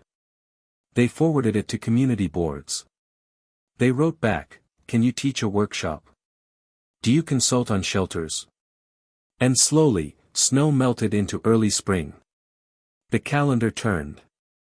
The map of backyard grid deployments shifted southward again, California orchards, coastal hamlets, flood prairie towns preparing for summer storms. Walt had fixed a lot in those months, yes. But more than that, he'd helped people fix themselves. He'd shown them how to use their hands, their mistakes, their spirits to build something bright. One evening, as he turned off the lights, he looked around the garage, workbench scored with cuts, parts labeled in a dozen hands, June's photo by the steel housing, the banner above the door, the red glow of a battery system quietly humming its own song of winter recovered. He whispered, "We did more than keep the lights on." He didn't say it alone. He said it with every person who finally believed they still mattered. And in the humming silent hum of new circuits, there was power. Real power. The power of failing forward and still shining bright. Winter thawed into early spring, and with the thaw came something unexpected, an official letter embossed with the Tesla T logo, postmarked from Palo Alto. Walt sat at the kitchen table, a half-empty mug of coffee growing cold beside him, while Derek held the envelope as if it weighed 10 pounds instead of 10 words. He dropped it in front of Walt, carefully, reverently, and Walt used hands that had once coaxed sparks from wire to tear it open. The letterhead read that Tesla Energy had been watching Backyard Grid through their grassroots campaigns and that Elon Musk himself had read Walt's failure video. Then the lines that made Walt's chest ache with both pride and humility. Tesla wanted to support the Second Circuit initiative and would like to explore co-developing resilience kits with standardized components, shared design licenses, and, if Walt would agree, a Tesla Energy endorsement. Walt blinked, reading and re-reading the words. Tesla wanted to partner. Not to buy him. Not to rebrand him. To extend the mission. His heart pounded like a relay switching on. Musk, the icon of radical tech and soaring rockets, reaching out beyond boardrooms to a retired electrician who built battery banks in his garage. It felt unreal. He looked at June's picture, her soft smile seeming brighter, gentler. In that moment, he knew something had arrived farther than circuits could reach: validation, recognition, invitation. He picked up the phone and dialed Tess Michaels, his voice steady once he heard it say, "Mr. Musk wants to walk this road with us." The reply, he said, "Backyard grid is exactly the kind of movement he wants to help grow." Walt closed his eyes, memory flickering back to that first time he saw Elon on a screen, talking about energy, and feeling small. Now, he didn't feel small anymore. He just felt ready. Over the next few nights, Walt, Derek, and Mira pored over possible designs for a collaborative kit. Not just updated parts, but modular templates, universally accessible instructions, support materials, and, if Tesla agreed, branding that honored the spirit of elderly builders everywhere. They drafted emails, sketched diagrams, tested packaging ideas in the garage, and debated fonts at the kitchen table. It wasn't about logos. It was about amplifying purpose. Then came the call, a video meeting with 2 Tesla Energy advisors, no suits, just warm hellos and curiosity. They spoke of Tesla's megafactories ramping up in Shanghai and Texas, producing thousands of Megapacks to support city-scale grids, but what most excited the team was the chance to humanize energy storage by connecting it with community resilience. Walt felt the weight of that vision landing in his bones. They offered to provide components, training for backyard grid leaders, and a shared website portal. The offer wasn't about taking control, it was about scaling hearts. Walt accepted. They agreed to start with a pilot season, 10 collab kits, backed by Tesla parts, training webinars, and field trials across rural networks. As spring warmed the fields yellow and green, the collaboration launched. Derek updated the website. Now, each pin had a modified badge, Backyard plus Tesla Resilience Hub. New waves of builders showed up online, retirees, students, community centers, all joining this network. They built alumni support groups, photo journals, troubleshooting clinics. Meanwhile, Tesla's content team filmed a docu-style segment featuring Walt, Mira, and Derek in the workshop, the hum of soldering irons, the echo of drills, warmth of lamplight, June's photo in the background. Walt spoke softly, "What Elon does is build systems that power cities. What we do is build systems that empower people." The segment ended with, "Real power begins at home. Backyard Grid x Tesla Energy." It aired across energy networks and social media, spreading not as a product pitch, but as an invitation: you still matter. You can build. The impact rippled.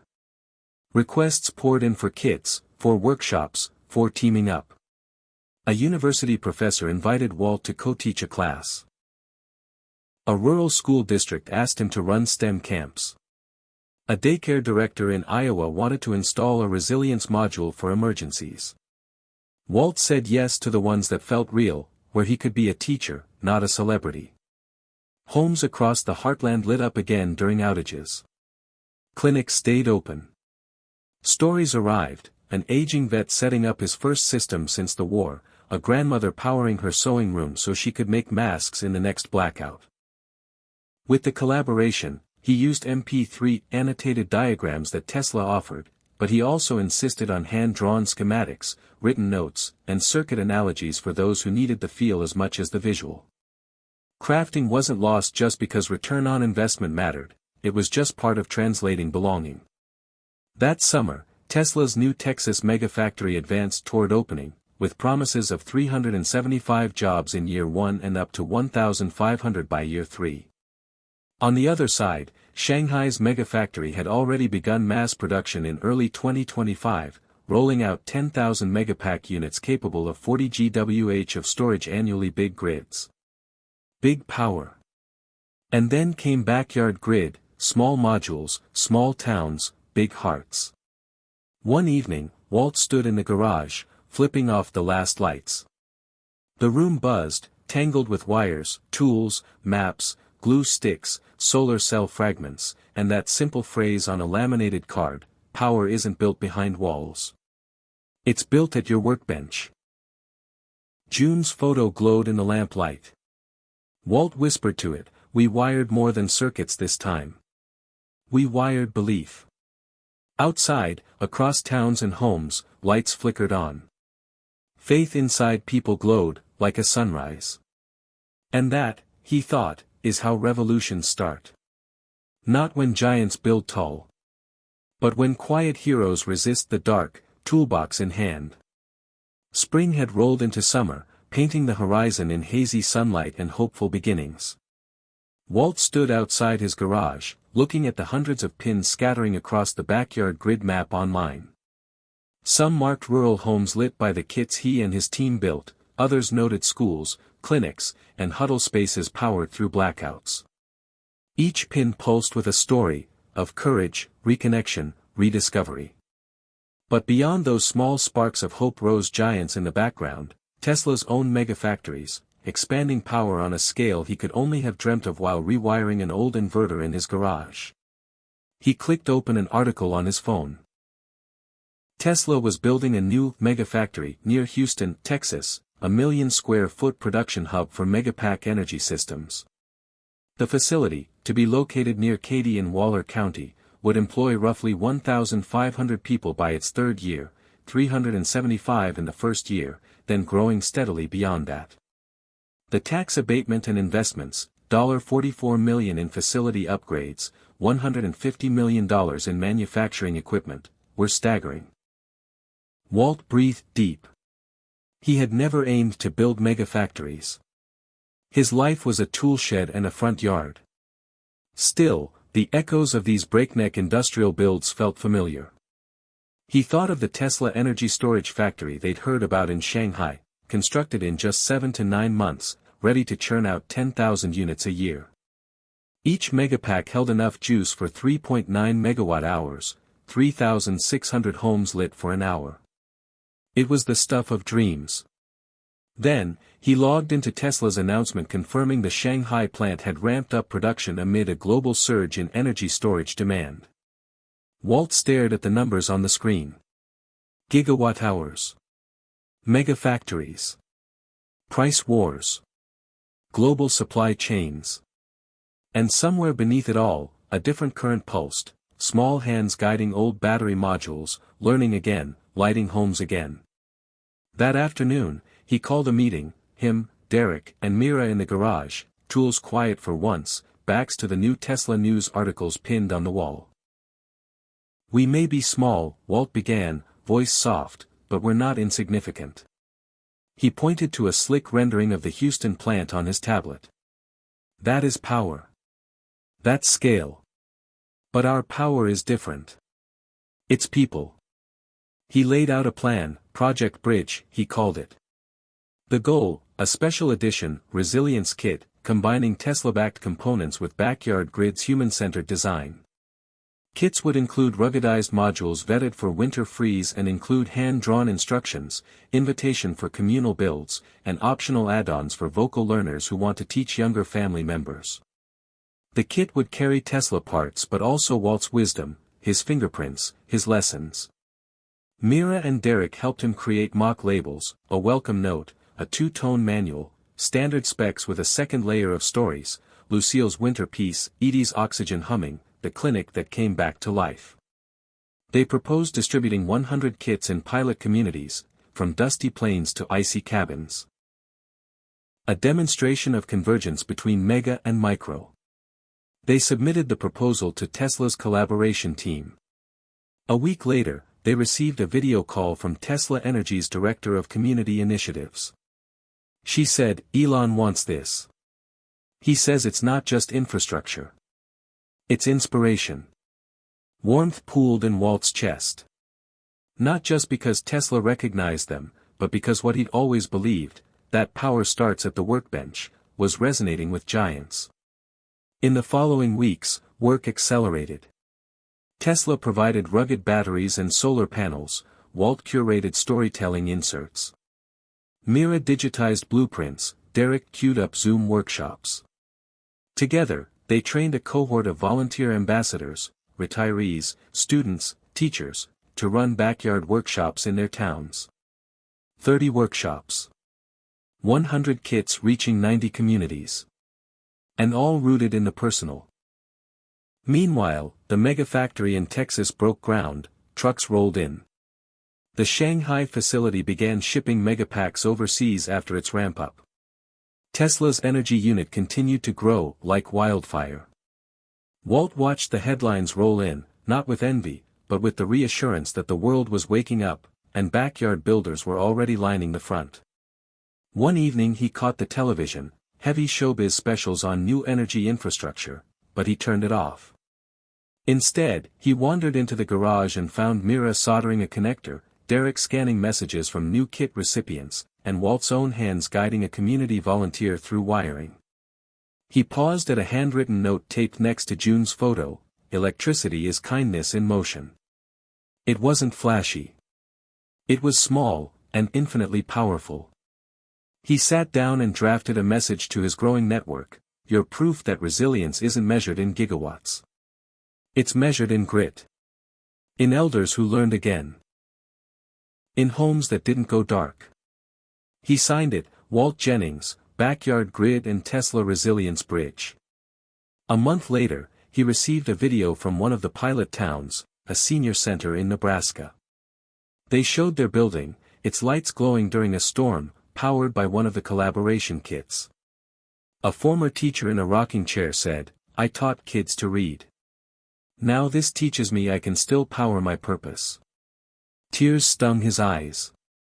The world he'd watched expand in headlines was sharing space with the world he'd built with dust, stories, and stubborn heart.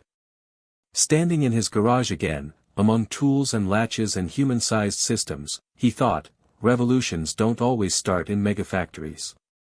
Sometimes they start when someone decides their story isn't finished, that their hands still matter, and builds a real spark, one home at a time.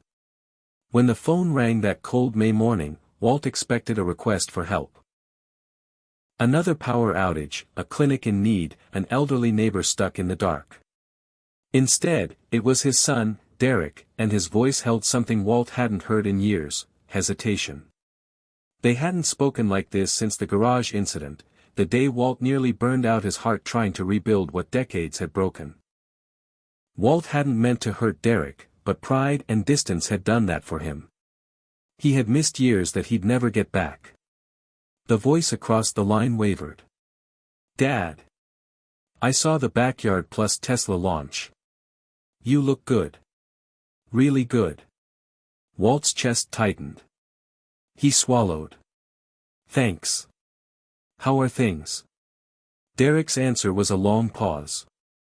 Then, I've been thinking a lot, and I'm sorry. For cutting off. For being so quick to say you were wasting time. I see now what you were building, what you are building." Walt felt unshed tears. He hadn't expected this. Regret is a heavy current, but forgiveness, it's electrifying. "Me too," he whispered. "I'm sorry too. Let's fix it." When Derek arrived early that afternoon, the garage was alive with new energy, not solar panels, but hope. Walt showed him the first batch of Backyard Plus Tesla kits ready to ship to northern towns still vulnerable to storm damage. Mira was there too, holding a stack of manuals fresh off the risograph press, folding, collating, adding handwritten notes, built with you in mind. Derek examined one and said softly, "I'm proud to be part of this." That phrase, proud, was light, lifting decades of old shadows from both their hearts. They talked that afternoon, not about work, but about memories, Derek's high school robotics projects, Sunday morning pancakes, the time they built a miniature wind turbine that spun so fast it scared them both. That memory, small and clumsy, held everything: love, failure, and promise. Forgiveness isn't a switch you flip. It's a current you let flow again, circuit by circuit, until the system hums. By evening, they were packing kits side by side, Mira playing soft music in the background, LEDs glowing on assembled modules. Walt thought, "We wired more than batteries today, we wired us back together." The next morning, Derek recorded a short video for the backyard platform. Not technical, just him, earnest. "I used to think purposeful work was something you outgrow. Turns out, it's something that grows with you. Dad showed me that." Within hours, messages rolled in: "My son isn't talking to me. I'm forwarding this to him. This gave me the courage to reach out again." Forgiveness isn't just personal, it's electric, contagious. Months passed. Backyard Plus Tesla kits shipped to communities still recovering from outages, floods, sweltering heat waves. A teacher in Wisconsin used them in her classroom to demonstrate circuits and healing, repairing more than technical knowledge. A retired paramedic in Idaho used one to power a remote alarm system. Each kit became a story in motion. Then came an invitation, a community energy conference in Washington. Derek and Walt were invited to speak together. Derek, at the podium, introduced his father, "The man who taught me that it's never too late to matter." When Walt spoke, he told the story of the rainstorm, the broken clinic, and the son who came back. Energy storage isn't just batteries, he told the audience. It's the electricity we plug into our relationships, our communities, and ourselves. When they returned home, the garage felt fuller. Light streamed through dust and laughter. Derek tinkered with a portable kit while Walt explained thermal cutoff designs to Mira. June's picture watched over them, gentle witness to moments both ordinary and electric. Late that night, Walt sat under the garage lights, wiring a small prototype for a remote sensor system, another step in the second circuit plan. Derek joined him with Coco, and they talked quietly about where the next chapter might go. Training centers, regional workshops, intergenerational builds, stories wired into circuits and hearts. Forgiveness circuit complete. Power restored. The days were growing longer, and Walt felt it, not just the warmth of the sun, but a shift deep in his bones, a quiet energy that stirred every morning as he pulled on his worn jacket and stepped into the garage. This space had transformed from a cluttered shed of forgotten tools and broken dreams into a command center for possibility. The scent of solder and freshly cut wire mingled with the faint trace of June's lavender perfume from the old handkerchief pinned near her photo. Walt smiled softly. She would have loved this. A community breathing life back into forgotten power grids, and into the hearts of people who thought their best days were behind them. This morning was special. The first Backyard Plus Tesla community workshop was about to begin in the neighboring town of Cedar Grove, a sleepy town nestled among rolling hills and maple trees, where power outages during storms were as predictable as the changing seasons. Walt, Derek, and Mira loaded the last of the kits into Walt's old pickup truck. The local community center was packed with people of all ages, retirees, young parents, schoolteachers, and even a few curious teenagers. The air buzzed with anticipation. Walt took a deep breath as he stepped up to the front. His voice was steady but gentle, carrying the weight of experience and the lightness of hope. "Good morning, everyone. Thank you for coming today. I know some of you have faced long nights in the dark, waiting and hoping for power to return. I want you to know, you're not alone anymore. Together, we're building something that will light up your homes, your lives, and your communities." He glanced at Derek, who gave a small nod of encouragement, and then to Mira, who was ready with a projector to walk them through the simple steps of assembling and maintaining their new energy storage kits. "This isn't just about batteries or solar panels," Walt continued. "It's about reclaiming control. It's about resilience. It's about proving that age doesn't limit our ability to create, to teach, and to protect what we love." Hands raised. Questions flowed. How to connect the unit safely, how to troubleshoot, how to explain this to skeptical neighbors.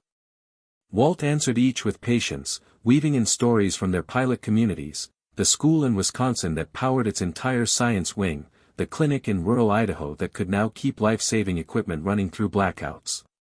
The room felt alive, a small forest of growing belief. After the formal workshop, a circle formed around a rough wooden table. Cups of coffee, warm hands, and shared stories filled the room. Walt listened to a woman named Hazel describe how her late husband had been an electrician and how this project made her feel connected to him again. A young dad named Marcus talked about wanting to teach his kids the value of sustainable living and self-reliance. Walt felt tears prick at his eyes but held them back. This was the spark he'd dreamed of. Days turned into weeks. Walt found himself driving between towns, stopping at libraries, senior centers, even firehouses, spreading the Backyard Plus Tesla message. Each workshop wasn't just a technical lesson, it was a gathering of kindred spirits. They exchanged recipes, childhood memories, favorite songs, and sometimes, silent acknowledgments of losses too fresh to speak aloud. The kits were more than machines. They were bridges, lifelines threaded through the fabric of communities. One evening, back in the garage, Walt sat with Derek and Mira, reviewing photos from recent workshops. In one, a grandmother gently guided her grandson's hands as they tightened screws. In another, a group of teenagers crowded around a solar panel, their eyes wide with curiosity and pride. "This is what it's all about," Mira said softly. "Passing the torch." Derek nodded, eyes thoughtful. "I never realized how much we'd all been waiting for a second chance. Not just for the power grid, but for ourselves." Walt reached into his coat pocket and pulled out an old photo, June smiling, sunlit and full of life. She always believed in second chances. "I think she'd be proud of this." That night, Walt lay awake, the hum of the city a distant lullaby.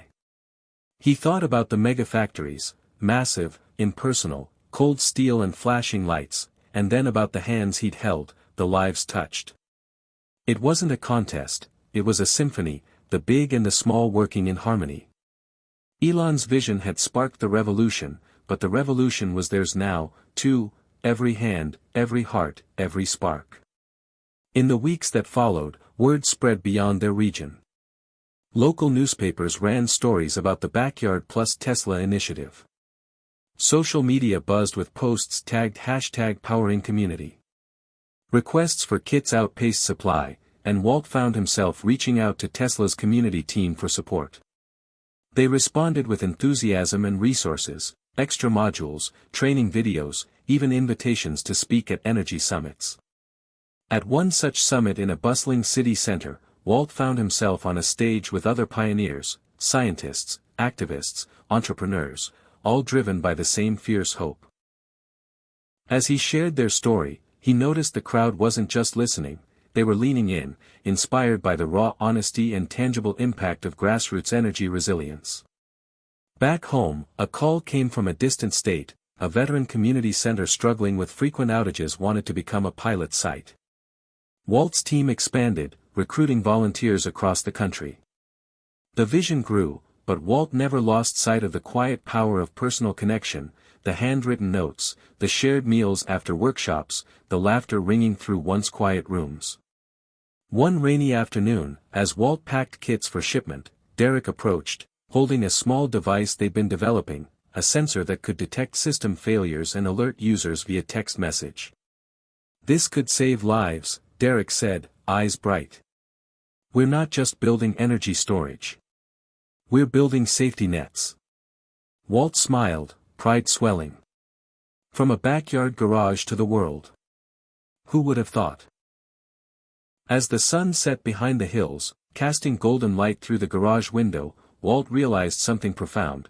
The true revolution wasn't in the technology alone, but in the human spirit reignited by it. Age was not a boundary but a bridge, connecting past experience with future possibility. He picked up a screwdriver, ready to tinker with the next idea, the next spark.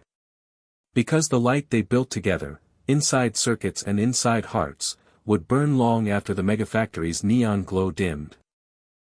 Walt sat in the quiet hum of his garage late at night, the soft glow of a single LED panel casting long shadows across the walls lined with tools, wires, and notes.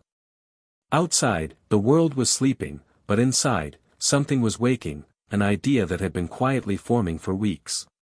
The megafactories were churning out megapacks by the thousands, flooding grids with power storage on an industrial scale, but Walt knew the revolution needed more than sheer volume. It needed the power of one, the individual, the family, the single community ignited with purpose. The power to inspire, to change, to rebuild from the bottom up. He pulled out his laptop and began typing a message to the Backyard Plus Tesla network. What if each of us became a beacon? A single spark that could light the way for others? What if the smallest acts, teaching a neighbor, assembling a kit, sharing a story, were the real revolution? He sent the message, not knowing how far it would travel. By morning, responses poured in. Stories from across the country flooded his inbox: a widow in Vermont who had reconnected with her estranged daughter by inviting her to a workshop, a retired engineer in Montana who designed a solar tracker to maximize efficiency, a small-town librarian in Alabama who started a reading circle around energy resilience. Each message was a testament to the quiet, powerful energy flowing through the movement. That week, Walt traveled to Pine Ridge, a Native American reservation facing chronic energy challenges. The community welcomed him warmly, eager for knowledge and tools. In the dusty school gymnasium, children's laughter filled the air as volunteers assembled kits alongside elders sharing stories of resilience and renewal. Walt realized the power of these moments, the fusion of technology and tradition, innovation and memory. Here, the revolution was not just about energy but about reclaiming identity, dignity, and hope. Back home, Derek and Mira worked on integrating a new app into the kits, a simple interface allowing users to monitor their energy use, troubleshoot problems, and connect with local helpers. Walt marveled at how this blend of old-school hands-on work and cutting-edge digital tools was bridging generations. His own journey, from isolation and regret to connection and purpose, mirrored the circuits they built, complicated, fragile, but ultimately resilient. One afternoon, Walt received a letter from a woman named Evelyn, living alone in a small cabin in the mountains of Colorado. She wrote about how the Backyard Plus Tesla kit had transformed her winter nights, providing warmth and light through storms that once left her isolated and scared. "You gave me more than power," she wrote. "You gave me courage." Tears welled in Walt's eyes. This was why he kept going, because each story was a light in the darkness, proof that the revolution wasn't just in factories or policies, but in the hands and hearts of everyday people. He thought of Elon Musk, the visionary who dared to dream big and break limits, but also the quiet heroes like Evelyn who brought those dreams to life in their own backyards. Theirs was a partnership of sparks, one igniting the other, creating a wildfire of hope. As summer waned, Walt and his team planned a new initiative, the Power of One Challenge, encouraging individuals to share their Backyard Plus Tesla stories and inspire others to start their own journeys. The response was overwhelming. Videos, letters, photos, and podcasts flooded social media, creating a tapestry of resilience and renewal. In a heartfelt video, Walt shared, "You don't need a mega factory to change the world. You just need a spark, and the courage to let it grow." His voice cracked with emotion, echoing the journeys of all who had dared to believe. One crisp autumn evening, as Walt sat by the fire with Derek and Mira, he felt a profound peace.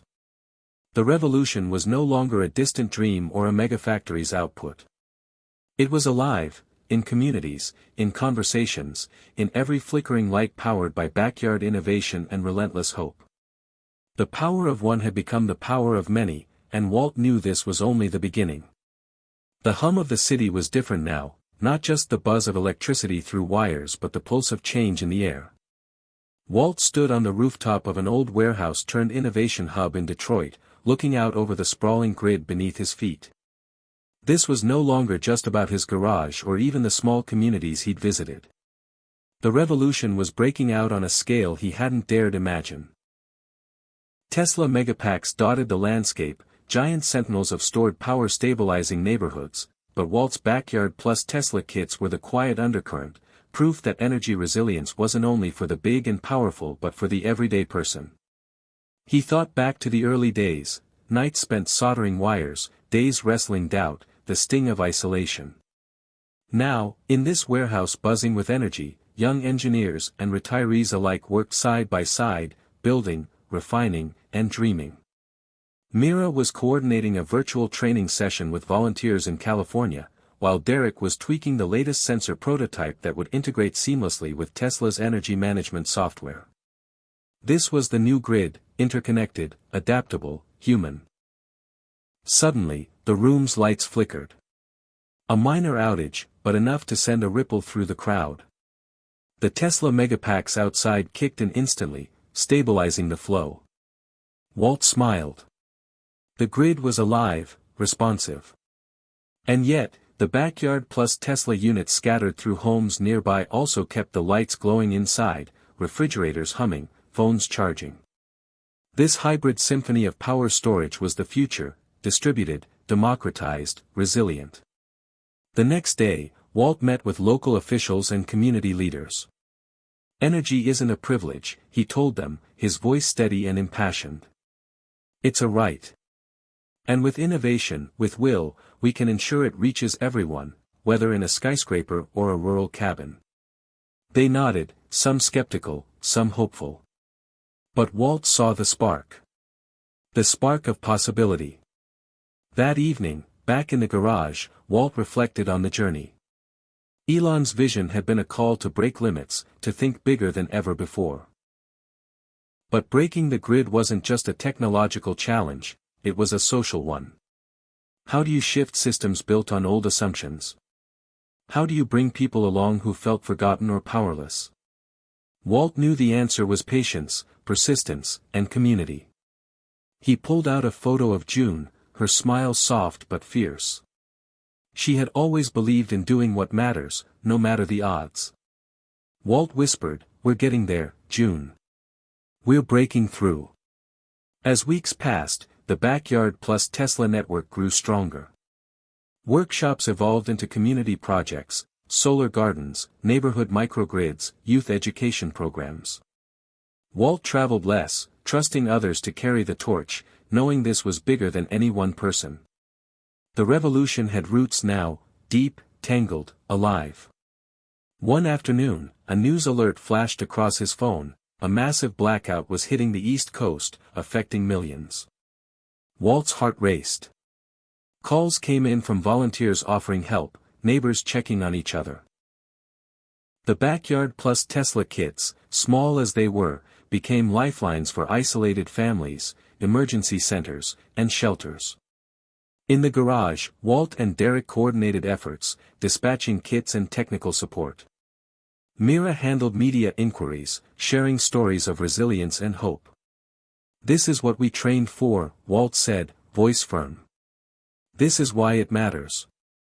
Days later, as power was restored, Walt received a message from a nurse in a New Jersey hospital powered by a local microgrid: "Your work saved lives." Those words settled deep in Walt's chest, a quiet victory.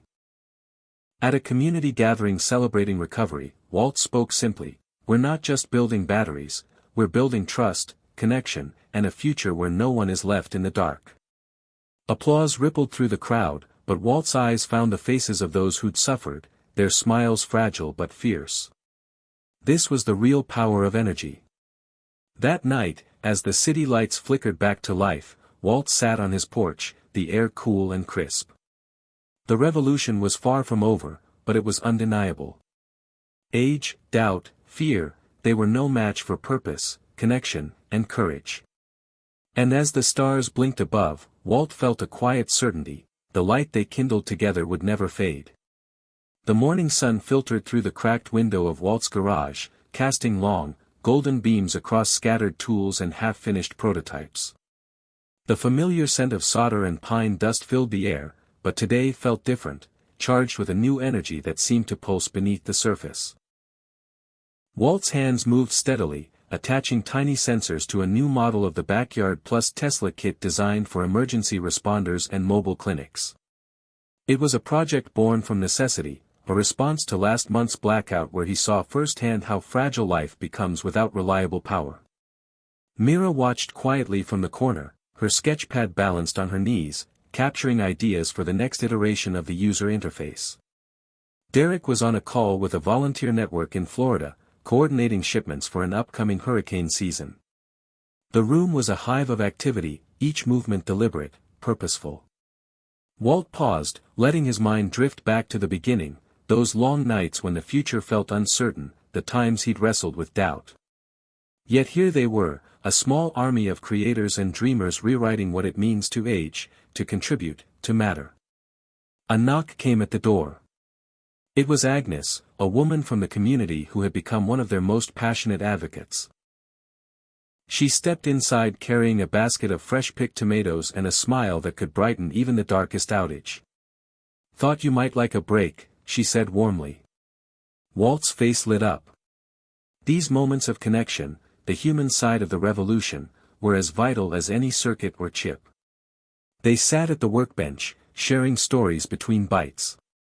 Agnes spoke of how the Backyard Plus Tesla kits had brought neighbors together during last winter's storm, how the sense of shared purpose had healed old wounds and forged new friendships. Walt listened, heart swelling with gratitude. This was the real power, community. Later that day, a message popped up on Walt's phone, an invitation to speak at a national conference on renewable energy. The topic, Rewiring Hope, Energy Resilience Through Grassroots Innovation. Walt hesitated. Speaking in front of crowds wasn't his strength, but then he thought of June, of Derek, of every person who had dared to believe. He accepted. The conference hall was vast, filled with faces bright with curiosity and skepticism alike. Walt stepped onto the stage, heart pounding but steady. He began not with technical jargon, but with a story, his story, June's story, the story of Backyard Plus Tesla. He spoke of failure and fear, of loneliness and regret, but also of the spark that refused to die. Energy is more than electrons flowing through wires, Walt said, voice thick with emotion. It's the current of hope, the power of connection. It's the courage to build again, no matter your age. The audience was silent, then moved. Hands raised with questions, voices joined in dialogue. Walt felt the walls between us and them crumble. The revolution was no longer just his journey, it was everyone's. Returning home, Walt found the garage transformed into a sanctuary of light and possibility. Derek showed him the latest prototype, a compact unit designed to be portable and affordable, perfect for rural clinics and mobile disaster units. Mira had developed new tutorials, making the technology accessible to all skill levels. That night, Walt sat on his porch, the stars sprawling like a constellation of dreams above. He thought of Elon Musk's relentless drive, of how bold vision can bend reality. But more than that, he thought of the everyday heroes, the Agneses, the Directs, the Mirissas, rewiring hope in their own backyards. Age was no barrier. It was a bridge. And as the night deepened, Walt felt a fierce certainty, the revolution was far from over. It was just beginning. The sound of laughter echoed down the narrow streets of Maplewood, a small town nestled beneath the amber canopy of autumn leaves. Walt stood on the corner, watching families gather for the annual fall festival, their faces illuminated by strings of warm lights powered not by distant grids but by the very kits they had helped assemble. The Backyard Plus Tesla revolution had found a home here, a place where technology and community intertwined like the roots of the towering maples overhead. He spotted Hazel, the widow from Vermont, chatting animatedly with a group of teenagers who were showing off their latest solar-powered gadgets. Nearby, Marcus, the young father from Alabama, held his children close as they marveled at the glowing lanterns lining the main street. Walt felt a swell of pride. This was the ripple effect, a wave spreading outward, touching lives in ways he hadn't imagined. But the journey here hadn't been without struggle. Just months ago, Walt had faced a crushing setback. A funding partner pulled out at the last minute, threatening to stall production of their newest kits. Doubt crept in like a cold wind. Would the movement stall? Would the spark die out? Then came a message from a school principal in Oregon, a plea from a nurse in Florida, a video from a community leader in Texas, all telling stories of how even a single backyard plus Tesla unit had changed their lives. That wave of support reignited Walt's determination. He rallied the team, reached out to new partners, and forged ahead with a leaner, more resilient model. The setback became a catalyst. Today, the fruits of that resilience blossomed. Walt walked through the festival, greeted by smiles and stories. A woman named Lisa told him how the kits had saved her elderly mother during a winter storm. A group of veterans shared plans to bring energy resilience to their housing complex. Children tugged at his sleeve, eager to learn and to build. As the sun dipped below the horizon, the festival lights shimmered brighter, powered by a community that refused to be left in the dark. Walt stood beside Derek and Mira, the three of them soaking in the scene. "This is why we fight," Walt said softly. "Because every light we power is a life we touch." Mira nodded. "It's more than technology. It's hope made real." Later that night, Walt opened his laptop to find an outpouring of messages from volunteers and newcomers inspired by the festival. Videos, photos, and heartfelt notes flooded his inbox, each one a thread in the growing tapestry of change. The ripple was becoming a wave. As Walt prepared for bed, he glanced at a framed photo of Elon Musk on his desk. The man who had sparked a revolution in energy storage had also inspired countless others to believe in the impossible. Walt smiled and whispered, "Thank you for lighting the way." The revolution wasn't just a story about batteries or power plants, it was about the enduring strength of community, the courage to dream, and the power of one spark to ignite 1,000 more. Walt stood alone on the edge of the old pier, the chill of the evening air biting through his jacket as he stared out at the dark, restless water. Behind him, the small town lights blinked like distant stars, but tonight, all he could feel was the weight of what was coming, the final leap, the crossing of a threshold that would decide if everything they had built would endure or fade away. The revolution had carried him farther than he ever thought possible, but now the greatest challenge loomed. Could a man in his 60s, once doubting his own worth, really change the course of energy for a nation? His mind drifted back to Elon Musk's words, spoken in an interview months ago, "When something is important enough, you do it even if the odds are not in your favor." Walt whispered it aloud, letting the phrase sink in like a mantra. Those words had propelled him from despair to action, from isolation to community. Now, they fueled his resolve to push beyond fear. Inside the warehouse, Derek and Mira were finalizing plans for the first large-scale community microgrid powered entirely by backyard plus Tesla units and Tesla Megapacks.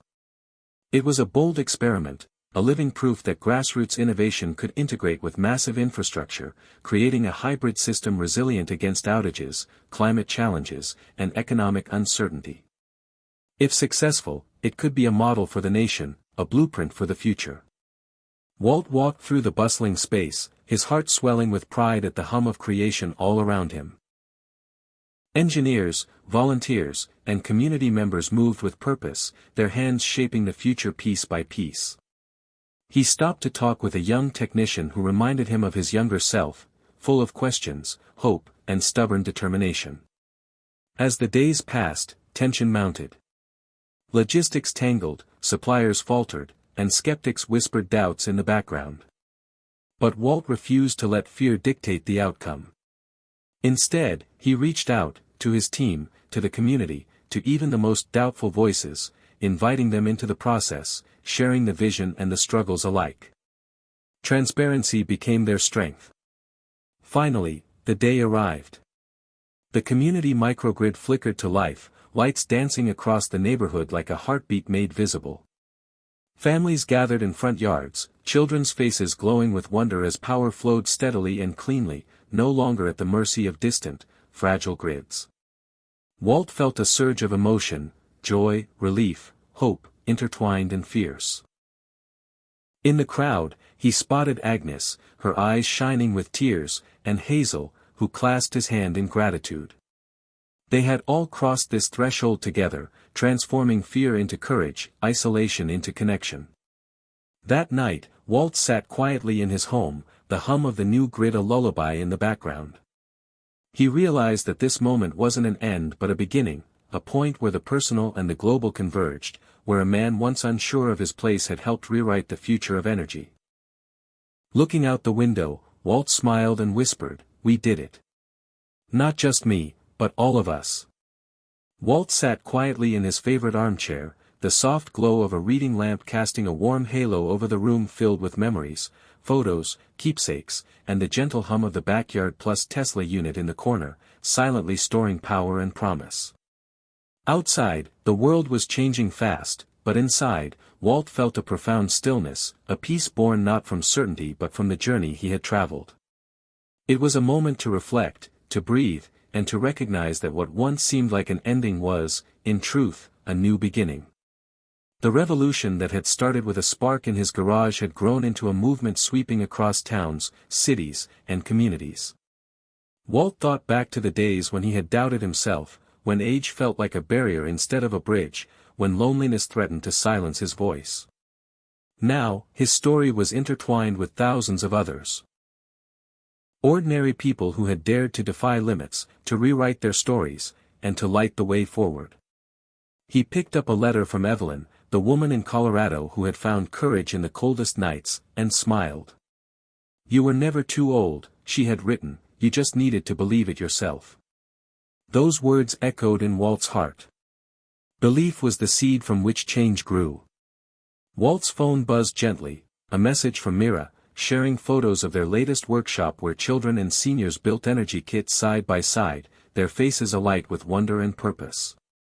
The circle was complete, from isolation to community, from fear to hope. As he gazed around the room, Walt realized the true legacy wasn't the technology or the megafactories. It was the people, the connections, the courage, the refusal to be invisible.